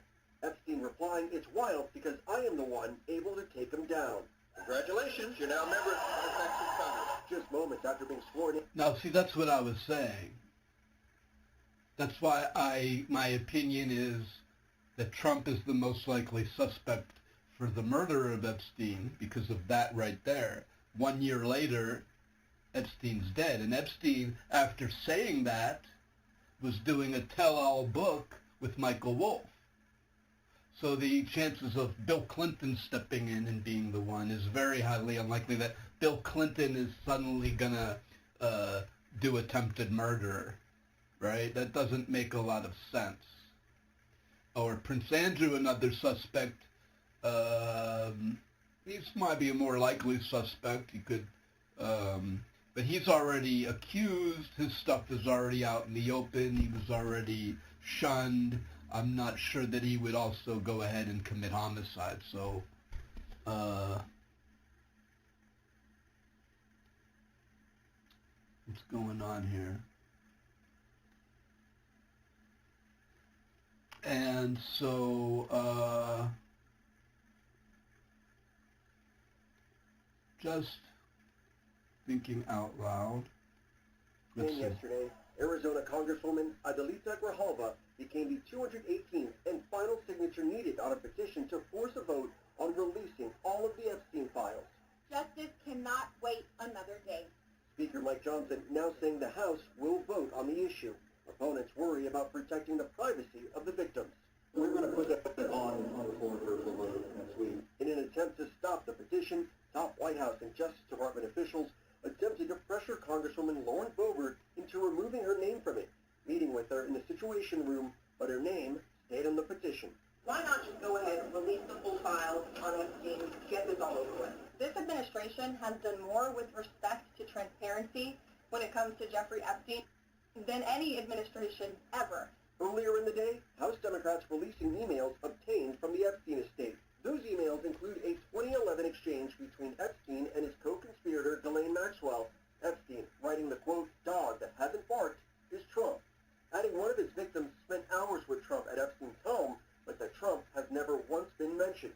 Maxwell replying, "I have been thinking about that." House Republicans and the White House identifying the victim as Virginia Giuffre, who once worked at Trump's spa at Mar-a-Lago. Giuffre said she never saw Trump do anything inappropriate. She died by suicide earlier this year. Trump and Epstein were friends for more than a decade. Have you ever socialized with Donald Trump in the presence of females under the age of 18? No, I'd like to answer that question, at least today.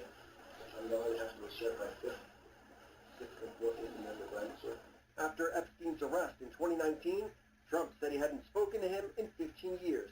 He insists he broke off the friendship when he learned Epstein and Maxwell were luring away female staffers who worked at Mar-a-Lago. Stole people that worked for me. I said, don't ever do that again. He did it again, and I threw him out of the place. In a 2019 email to author Michael Wolff, Epstein writing, Trump said he asked me to resign. Never a member ever. Of course, he knew about the girls as he asked Ghislaine to stop. Maxwell is serving 20 years in prison for sex trafficking. Sources say she's She's angling for a pardon from President Trump. In a recent interview, she said she never saw Trump do anything inappropriate. The White House says Democrats released the emails as a distraction as the government reopened.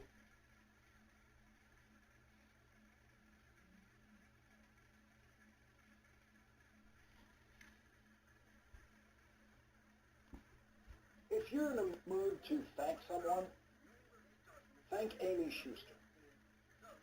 That is what I would have told our first guest tonight before he tweeted this at 9:56 a.m.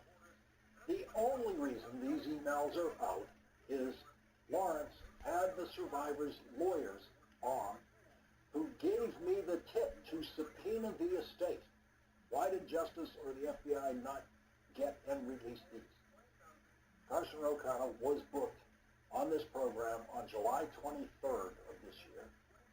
He followed that night an appearance by Attorney Maddow, who revealed in our discussion that the way for Congress to obtain a massive trove of information about Jeffrey Epstein would be to subpoena Jeffrey Epstein's estate. Brad Edwards said that he knows the attorneys handling the Epstein estate, and he is sure that they would immediately comply with such a subpoena, and he was right. Brad Edwards was booked on this program that night by Amy Schuster, whose job is to find us the best lineup of guests possible for this program, and she does it every night without ever checking with me. I usually have no input on the guests. The words I say here are mine. What you hear from me on this program comes from me. I write the scripts, but that's just one piece of a program like this. Melissa Ryerson, for the last several years, has been deciding what the shape of this program should be. She has a much better command of the news landscape than I do every day, and she suggests what we should be covering. All right, well, I might be done with the news, switch to video games, especially because these are, it's so laggy. Present to you tonight, and eventually my writing of what we will present to you tonight. But having Brad Edwards, who is an attorney for hundreds of the survivors... Yeah, I mean, we'll see what's going on. DemocracyNow.org. It's going to be Monday until there's new news now. So here's the new Democracy Now! Just got... No, that's still yesterday's. 13th is not out yet, so I feel like we're kind of cut up. Let's take a peek at the Meidas Touch Network. So now that we're on YouTube here, and I'm talking strictly on YouTube, I want to say some things, man.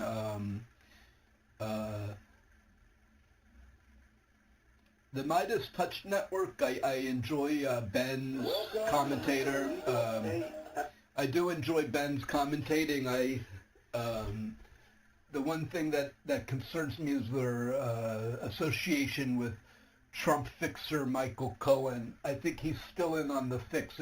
I think that he was under non-disclosure agreements, and he still could be under those agreements regarding Katie Johnson. He was paid to cover up Katie Johnson. He went to Brooklyn and said he never saw her, and he never found her, and he's still basically echoing the same, what I think is bullshit. And so Meidas Touch's association with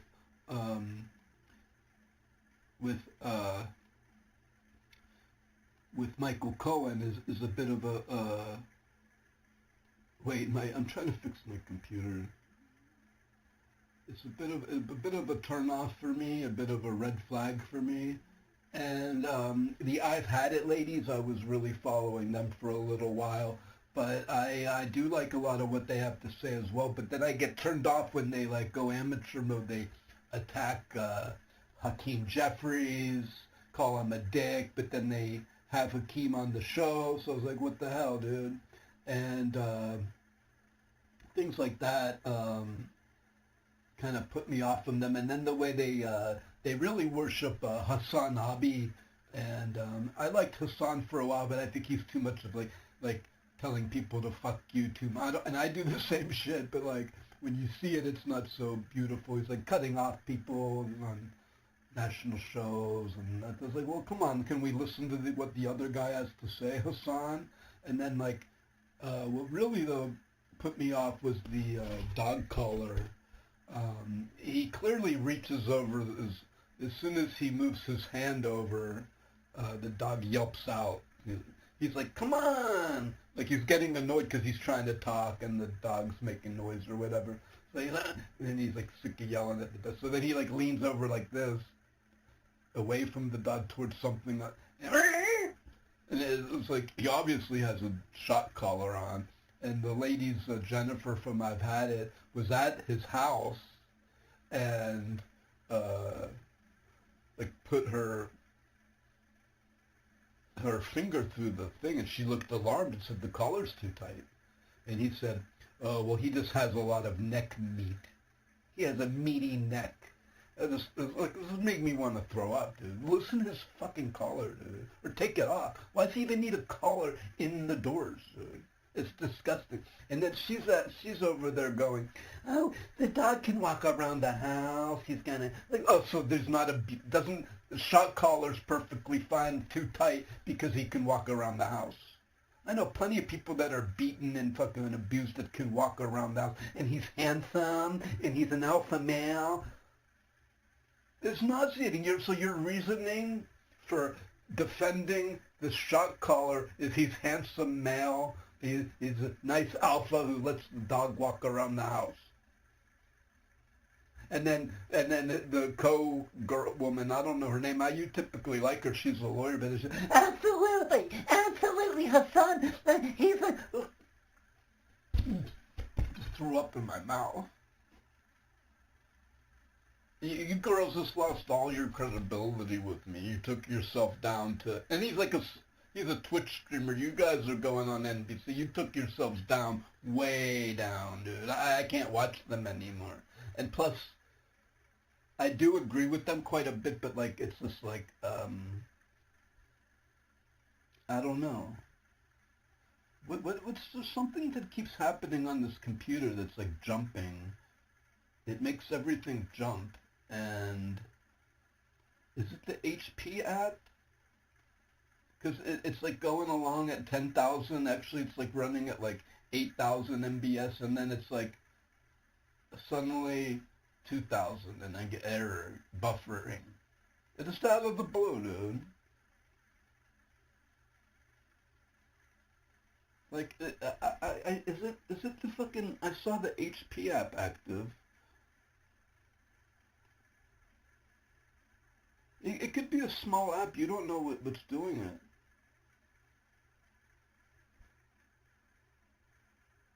What is this IB9? What is that? What the hell is this? This is some weird shit. It said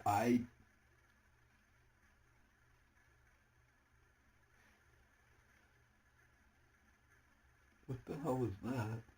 There's so much Epstein and HP shit on here.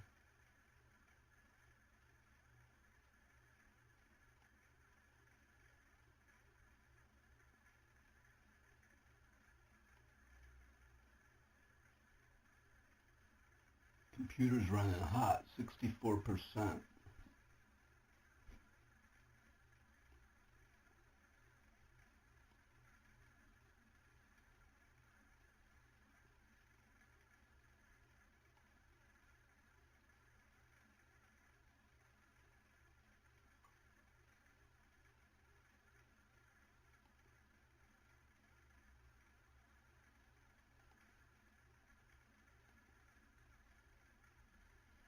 It's still showing 6.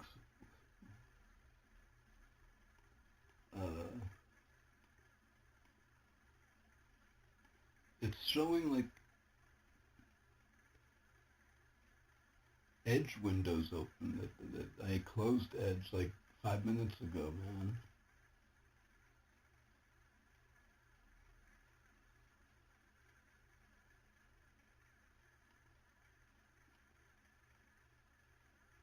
Alright, well, anyway, I like the I've Had It ladies a little bit, but I can't, they really put me off when they start slurping on Hassan so hard, dude. I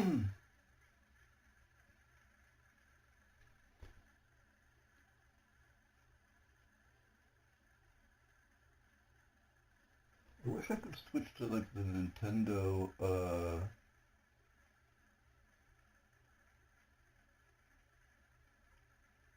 Oh yeah, we're going to switch to video games. So if you're watching the channel, then switch on over. We're going to play some Until Dawn or perhaps the pirate game or perhaps both. So thanks for watching Sunny Hippies, first ever freedom of speech, truthful news and opinion podcast.